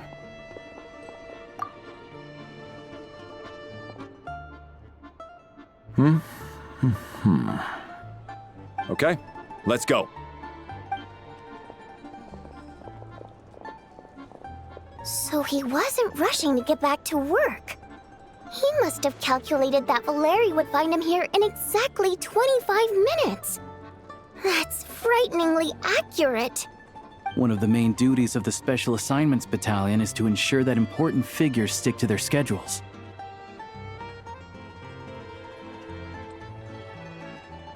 All right, time for us to get going too. Excuse me, check please. We'll settle our check too, then. Oh, hello there. Mr. Mitya paid the check before leaving. He also asked me to pass on a message. He said it was an honor to share his tea break with Miss Vodyanitsa and her two friends. Wait. So he knew we were here all along? This raises a lot of questions. Did he deliberately mention the new energy source so that we'd overhear it? Maybe his work isn't confidential after all. Maybe the key here is the purpose of this new energy. I guess that's the next thing to look into.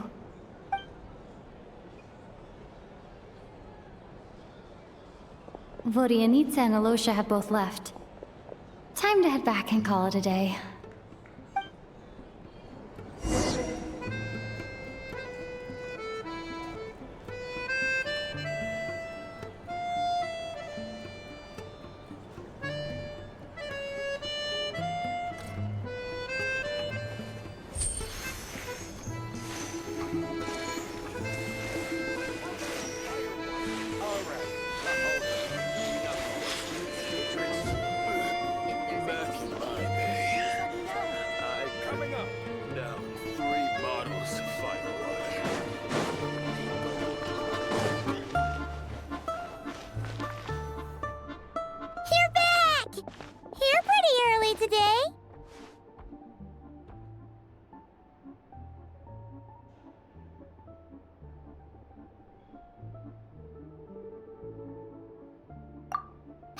was just gonna mention that. After she woke up today, Paimon felt like her temperature was completely back to normal. But her strength still hasn't returned. Still, there's some good news. Paimon thinks she might have figured out the source of the problem. It's like there's some kind of mysterious power affecting Paimon. Paimon's never felt this way before during any of her travels. She only started feeling this way since we arrived in Snezhnaya. That's right. The Armory Palace needs a brand new energy source. Could that have something to do with this? What is it? You're making that face again. You know, the one you get whenever you have a light bulb moment?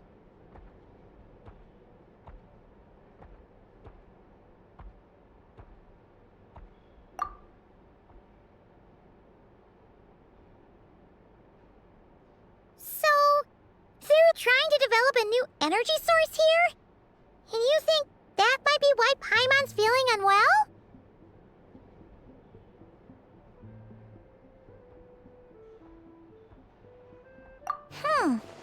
Well, Mijian denied that the energy they're researching has any side effects. Although, he did say that people working on the project have been having issues with their concentration and short-term memory. But even so, those are completely different symptoms from Paimon's.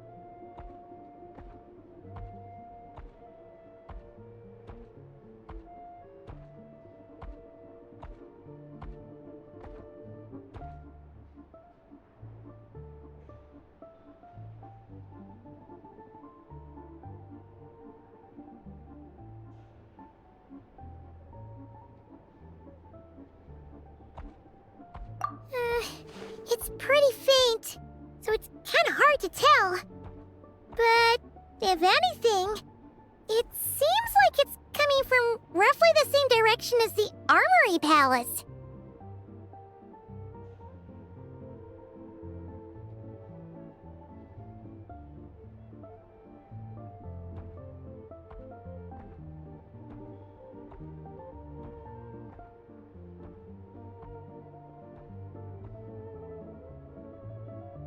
Sure, Paimon's with you there. But how, though? The robot only has a limited amount of intel.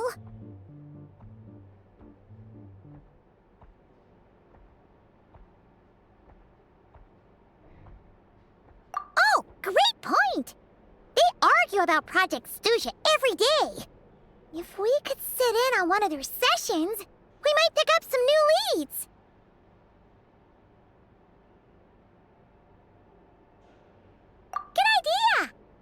Oh yeah, while you were out, Paimon tried all the yummiest looking desserts in the Potpourri restaurant.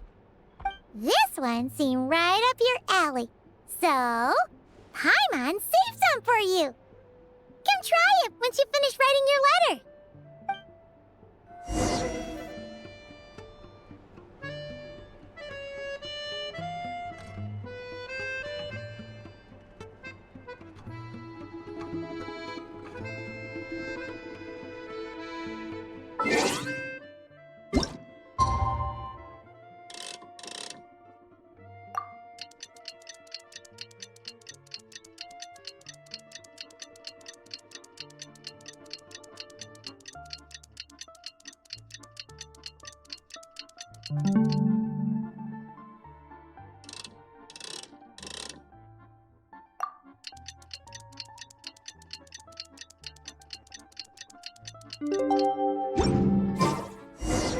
Alosha replied. He says that we won't be able to speak at the Vetcha, but he can arrange for us to attend as visitors. Ty?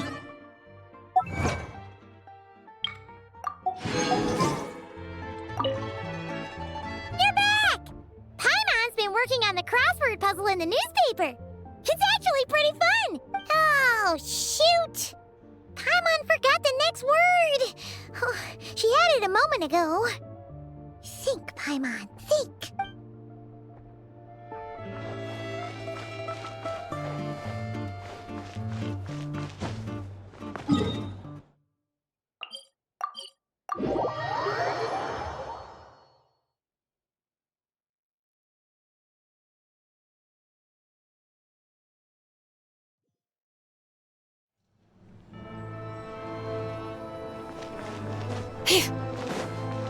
Bring it!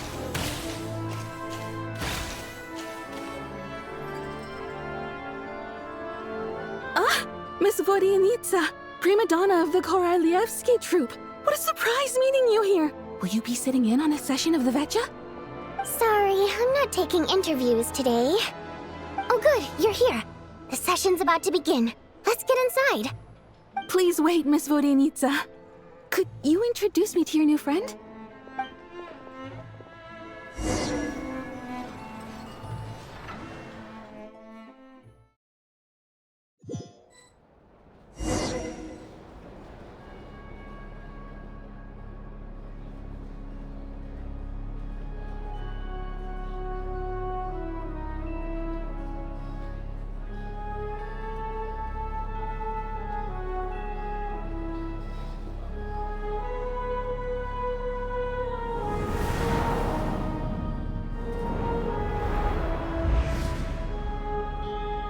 In summary, the energy management commitments made for the outgoing period have been delivered upon. Furthermore, both the production and consumption of Kresnik Crystal show clear signs of stabilizing. The relevant agencies have assessed the present circumstances and determined that the status quo can be sustained until the next period. For detailed statistics, I would refer you to the industry reports that have been distributed to all persons present. It should also be noted that while the recent blizzards have led to a significant increase in people's energy expenses, this is strictly a short-term phenomenon associated with a remotely located monster. Her Majesty the Tsaritsa is giving her full attention to this matter. We should have every confidence that it will be dealt with swiftly and conclusively. A financial report on disaster relief is also present in this report, courtesy of Pantalone.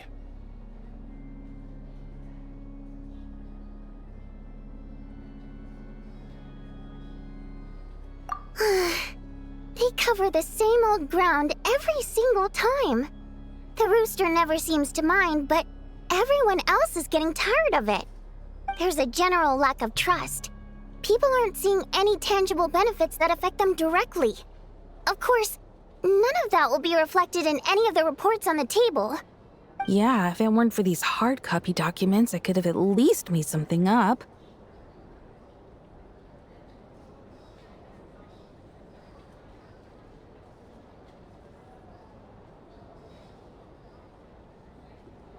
Oh, don't mind me. I'm just out here trying to hit my interview quotas. Bring out the Kvass. Ever read it? Best-selling newspaper in town. If I remember correctly, you guys don't even have a sales permit.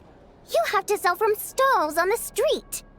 Okay then, best-selling street stall newspaper in town. Still counts.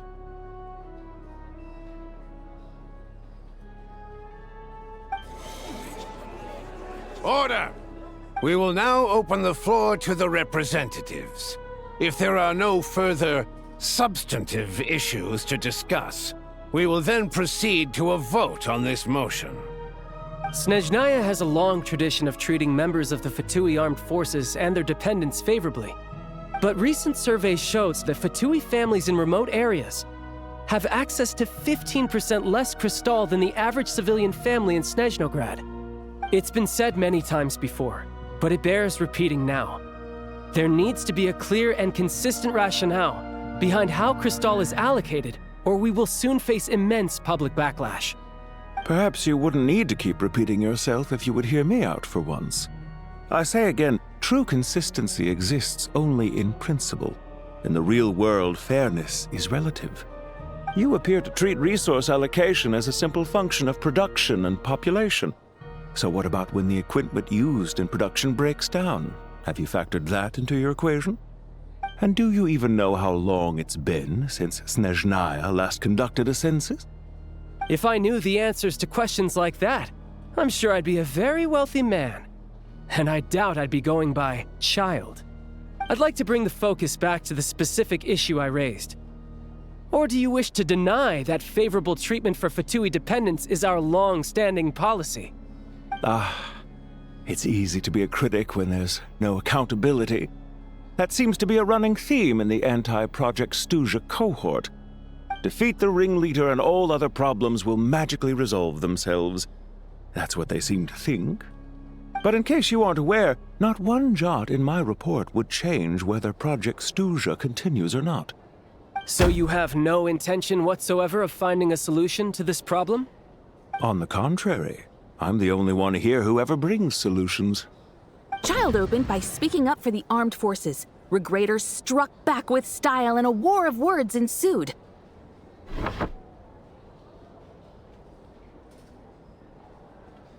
Our reporter was live on the scene to get the audience's reaction as it all unfolded. Who do you support? The people have spoken! Child received raucous applause from the crowd as he pushed Regrader onto his back foot with a relentless barrage of questions. It had to be seen to be believed. Now you see why they don't have a sales permit. However this reporter wants to spin things, I haven't forgotten that Tartaglia was representing the Northland Bank when we first met in Liyue.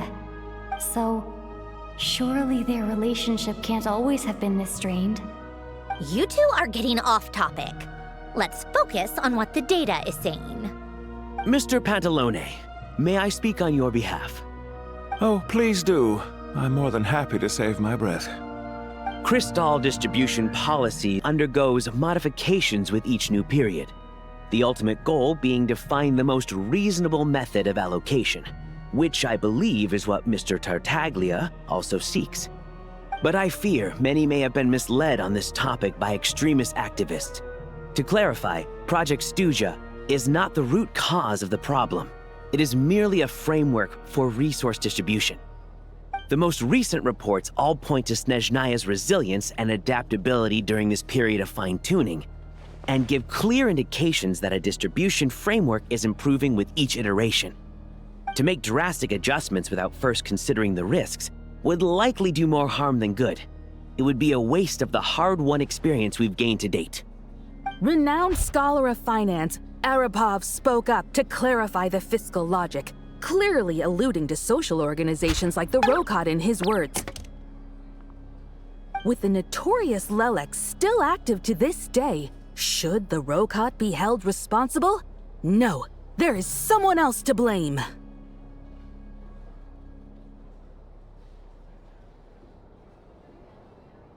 She's just rephrasing what Mr. Pantalone said. The Rokot are the critics he accuses of taking no responsibility for their actions. As for Lilik, you won't have heard of him yet. He's currently the most famous member of the Rokot. Well, more like infamous. Ending Project Stuzha has become an obsession for him. Unlike the more decent ones among us, he believes that votes in the Vetcha are all that matter. So whether it's threats, coercion, or bribery, he'll use whatever means necessary to get people to change their vote.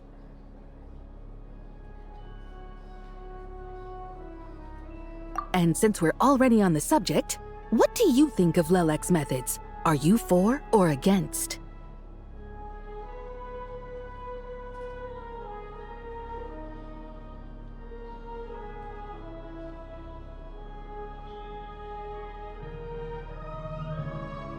Despite a handful of detractors among the audience, the people overwhelmingly support Lelek. We stand with Lelek! At least someone here wants to take this discussion seriously. I've been considering that issue myself. What you really need is more precise regional data, right? I think it would be easiest to let the Fatui handle it, since they're already in charge of Crystal shipments anyway. We may as well get them to collect some data while they're at it. Whatever you need, you can ask the Fatui to look into it for you. In terms of supervision, I think the Druzhna would be a good fit. I had hoped to discuss this with Miss Vesna, but sadly, she's not present. I will be happy to take a note of your suggestions and present them to Commander Vesna for a decision upon her return. The Commander has always taken a keen interest in Project Stuzha. However, given the Druzhna's demanding workload, I'm afraid it may prove difficult for them to provide any practical support. Let us refrain from jumping to conclusions until a concrete and actionable plan is in place. My apologies, Lord Rooster. There are numerous issues to address here, including manpower, time sensitivity, and reporting lines. Nevertheless, I support drafting a proposal. Follow the usual procedure, and it can be raised as a new motion for all parties to evaluate at the appropriate time. In that case, I'd like to share one thought before the proposal is drafted. The issue of time sensitivity was raised just now, which I presume relates to the official reports. In fact, the Energy Commission already collects regular statistics on each urban center and its surrounding area. Would these be of any use? That's a good idea. I read every issue of Svietloslaidovka's report, and although my focus is mostly on the section about equipment operation, the energy consumption statistics also yield a lot of insights. Be that as it may, does no one see an issue with using local data to determine Crystal quotas? In the long term, it seems like a very risky solution. Not if they are used purely for reference. So long as we have the report from the Northland Bank's headquarters to corroborate it, no one will be able to fool me. Very well then. It appears that this arrangement is acceptable to all parties. Yeah, sounds good to me. The members reached a provisional consensus on the issue of improving treatment for Fatui soldiers.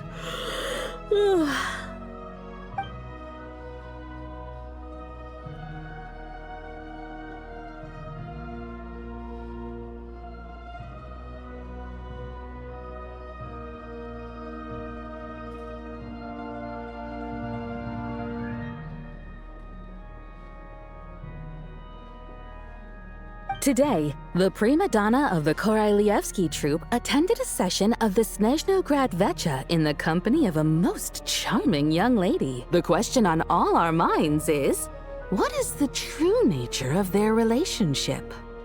Write anything like that again, and I'm revoking your permission to interview the troupe. Got it?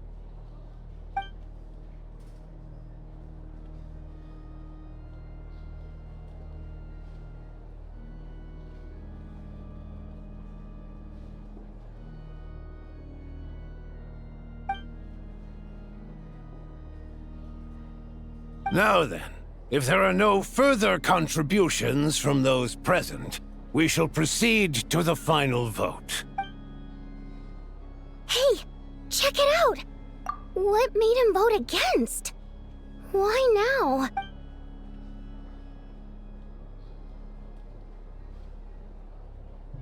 The votes have been tallied. Those in favor of continuing Project Stuzha total 61%, securing a clear majority. That was too close. The margin has shrunk yet again. Chuganov was a huge loss. I'll bet Lelek is behind this. I wonder how Pulcinella will respond this time. Chuganov. I see. Lelek strikes again. Yes, go, Lelek. Once Project Stuzha is defeated, our unwavering support at Bring Out the Kvass will finally pay off when we make our comeback. I can taste our victory already! In accordance with the result of this vote, Project Stuzha will remain in effect until the next Vecha period. Finally, may I remind us all, we debate only for the greater glory and solidarity of our nation. May the aurora shine ever on, and the tundra always stand firm. The session is concluded.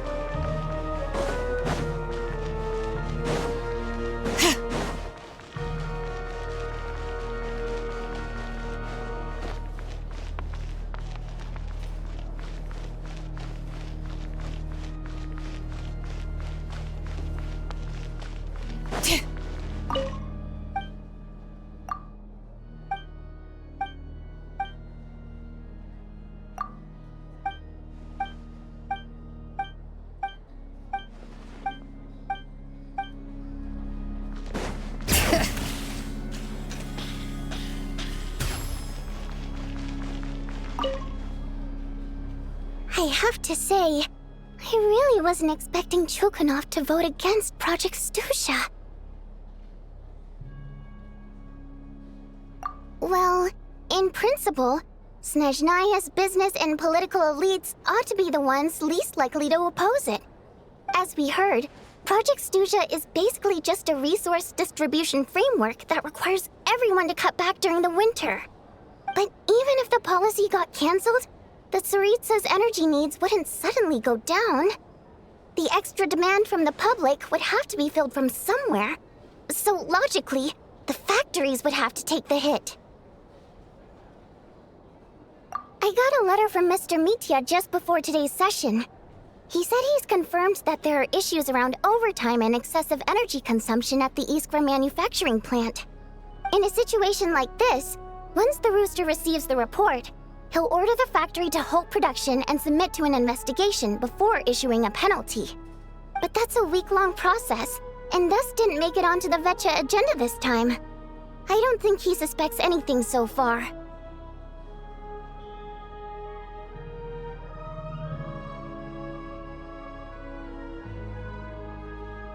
Exactly. And as you know, he's a very selfish person. I was originally gonna try and flip him after he received notice of the official sanctions. My plan was to convince him that the whole thing was completely unfair. Rather than just sit back and take the hit while his factory stopped production, he'd be better off voting to end Project Snezhnaya. At least that way, no one else would be able to make any money either, because all the factories would suddenly have more limited energy to work with. But now, he's already voted against it, which means someone must have used more forceful means to change his vote, just like with everyone else who flipped.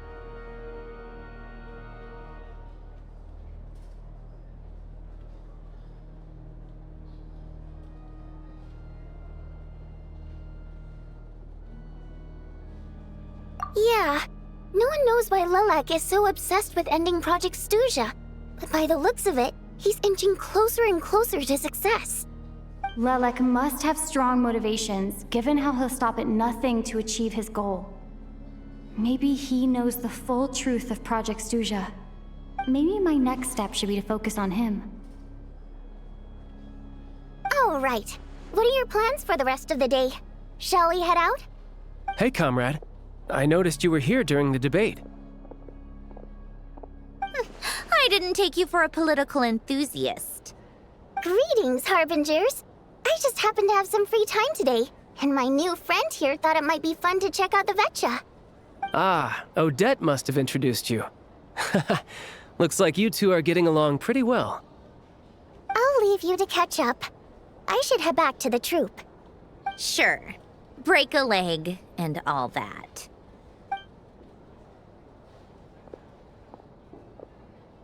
Thought it might be fun to check out the Vetcha, did you? Things are never that simple with you, Traveler. There's no way you're here for kicks and giggles. Tell me I'm wrong. Oh, yeah. To some, he's a captivating enigma. To others, he's the bane of their existence. No one ever thought that some anonymous nobody from the Rokot could cause such a stir.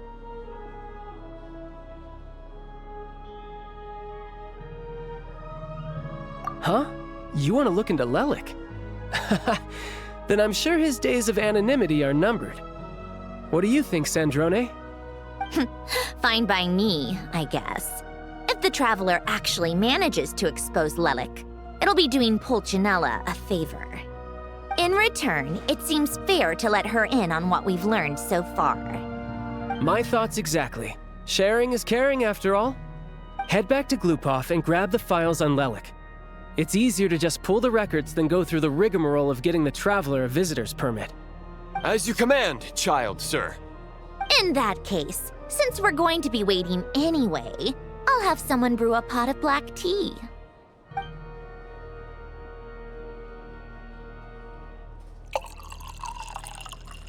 One common thread among the many incidents Lelik has been involved in is that the victims are all too scared to share any real information about him. Clearly, he must have threatened them in some way. His modus operandi is to silently infiltrate the scene and leave a threatening letter behind. But neither the letters nor the crime scenes ever yield any clues to his identity. So all these files have to offer are short statements by the people affected. They don't give us a lot to go on. If nothing else, it shows we're dealing with a trained professional who's versed in counter-surveillance. Yes, and to that point, he often strikes in highly secure locations. The victims are high-ranking and influential people who take their personal security very seriously. Somehow, Lelik slips right into their rooms without making a sound. There's never any eyewitnesses, nor the slightest trace of a break-in. If he can get in and out undetected, it means he can strike without warning. Not that that's ever happened so far, but the thought is enough to scare these people sleepless. It's hard to believe that a human being could pull this off flawlessly every time, so they switched the focus of the investigation to Faye. Unfortunately, no one's found anything yet.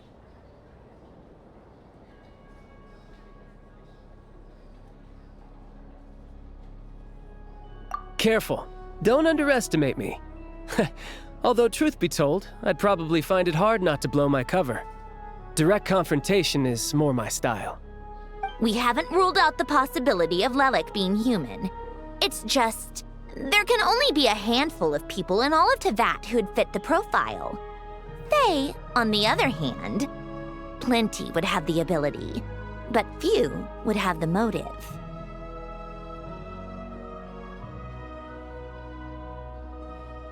No, not as strong as me. You'll never find the culprit with criteria like that. Let's go with a little weaker than me. Oh, you hit me right where it hurts. I'll admit, he's strong and meticulous. But can we at least limit this to candidates who have something to do with Snezhnaya? She's just trying to find a reference point. Stop getting fixated on who's stronger than who. But that's the most important thing. In my opinion, anyway.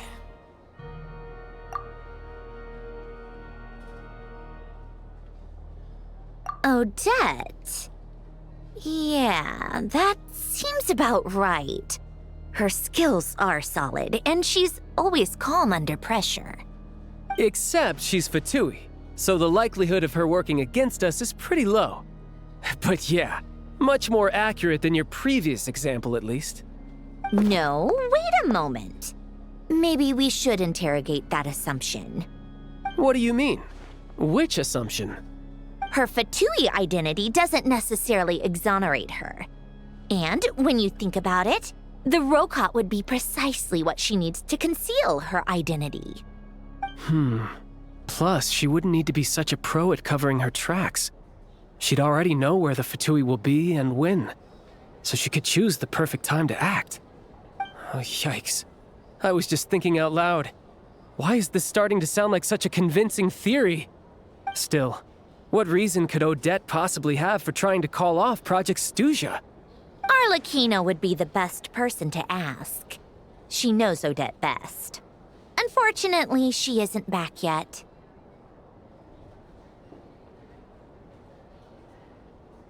Rosaline used to open up to her in private about her struggles with Odette. As I'm sure you can imagine, Arlecchino is quite a lot better with children than Rosaline was. She gave her some tips on how to handle the situation, and Rosaline managed to reach a settlement with Odette before leaving. So I suppose there were at least no lifelong regrets left behind. Beyond that, I don't know the details about that side of things. But I do know that Odette definitely has a motive to hold a grudge against Project Snezhnaya. The reason being, her father passed away during the early stages of the project. That was back before it had been named Project Snezhnaya, when things were still being worked out. But in essence, it's remained the same ever since. Huh, the more you know. Rosaline was always so self-centered. I never understood why she started paying so much attention to Odette. Is that such a surprise? If you cast your mind back, you may remember that Rosaline and I weren't exactly close. We had tea together a few times, but that was about it. Odette's past is no secret. Her father was a fatus and her mother was a very famous ballerina. On the surface, it looks like she followed right in her parents' footsteps. But the truth is quite a different story. After her father passed away on a mission, her mother was overcome with grief. She broke her leg during a performance and could never dance again. Odette was only interested in ballet at the time, but this tragedy left the family with both breadwinners gone. They could barely make ends meet. Per Capitano's policy, family members of Fatui who died in the line of duty had to be appropriately accommodated and provided with adequate assistance. So, regardless of how Rosaline may have felt about it, it fell to her to resolve the issue of Odette's family's livelihood. In the end, the solution they agreed upon was to have Odette join the Fatui. Right, because the alternative would have been a one-off compensation payment, I guess. In that sense, joining up was definitely the better option. Still, she must have had mixed feelings about it, right? If she doesn't even like the Fatui. It's just a theory, a possibility.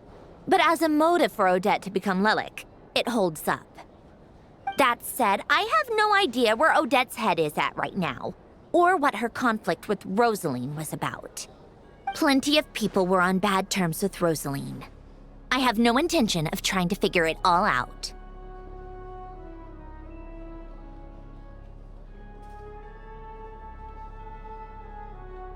Yes, but there's not much point in discussing that now. Yeah, back to Lilac. Since our investigations so far have turned up next to nothing, we've got nothing to lose by trying a new angle. Funnily enough, Tonya and I had actually made plans to go to the theater tomorrow to watch Odette's rehearsal. Unfortunately, thanks to this Lilac situation, I'll be stuck working overtime again. Which means you can go in my place. No point wasting the ticket. Plus, you'll get to meet Tonya.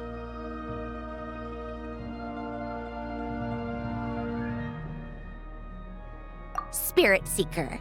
Quite the classic ballet. It was passed down through Odette's mother's family for generations, though it hasn't been performed in years. But Odette's been practicing it diligently, and it's finally ready for a return to the stage. Excitement is through the roof. Tickets for the official performance sold out long ago. Tonya's excited for it too. She's desperate to see it no matter what. Personally, it's not really my kind of thing, but since she's my little sister, I had to figure something out. I've actually seen it several times before. The story's pretty straightforward. The lead character follows a trail of clues left behind by a spirit, gradually recovering her memories along the way. It's a tale of love and regret.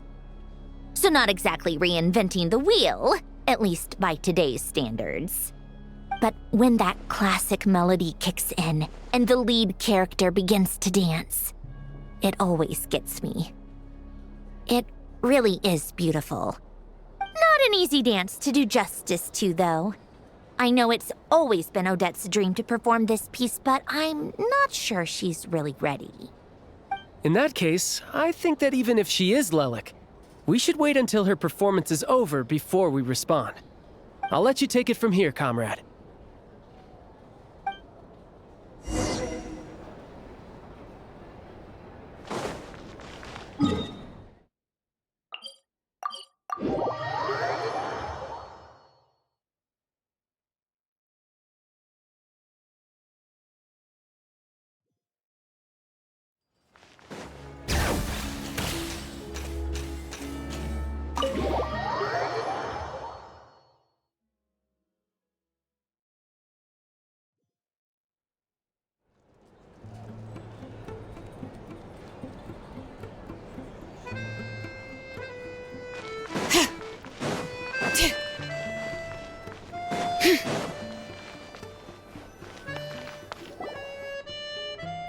You made a ton of progress today.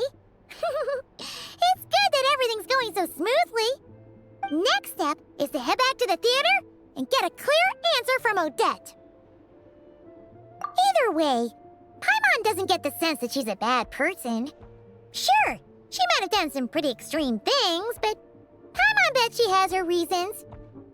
maybe this is going too far, but like, with everything she's managed to do so far, wouldn't it make more sense in theory to be even more, you know, heavy-handed?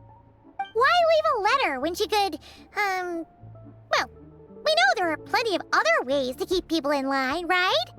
The point is, she could have gone further, but she didn't.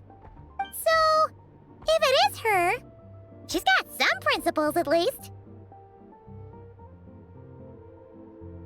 Yeah! Well, all you can do is follow the facts wherever they lead. No change, really.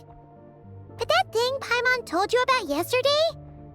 Paimon feels like she can sense it more clearly now. Hearing you talk about your day makes Paimon itch for an adventure. If only she could be there with you so we could experience it all together. Yeah, I wish you could be there too. I'm not used to adventuring alone. But don't worry, we'll get to the bottom of this. Guess it's just one of those things. Never mind. Paimon will behave herself and keep resting.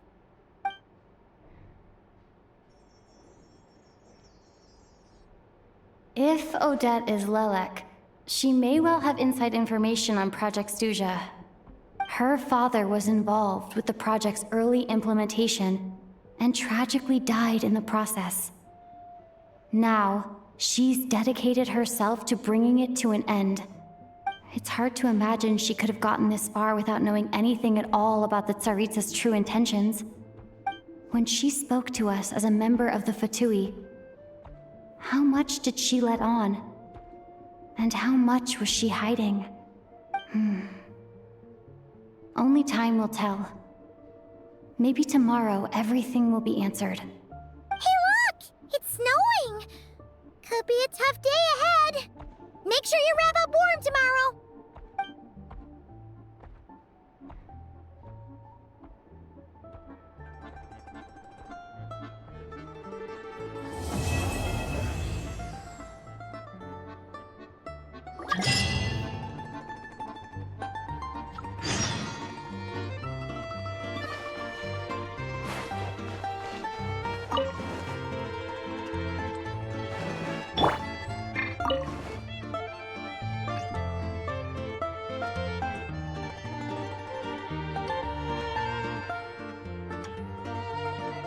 You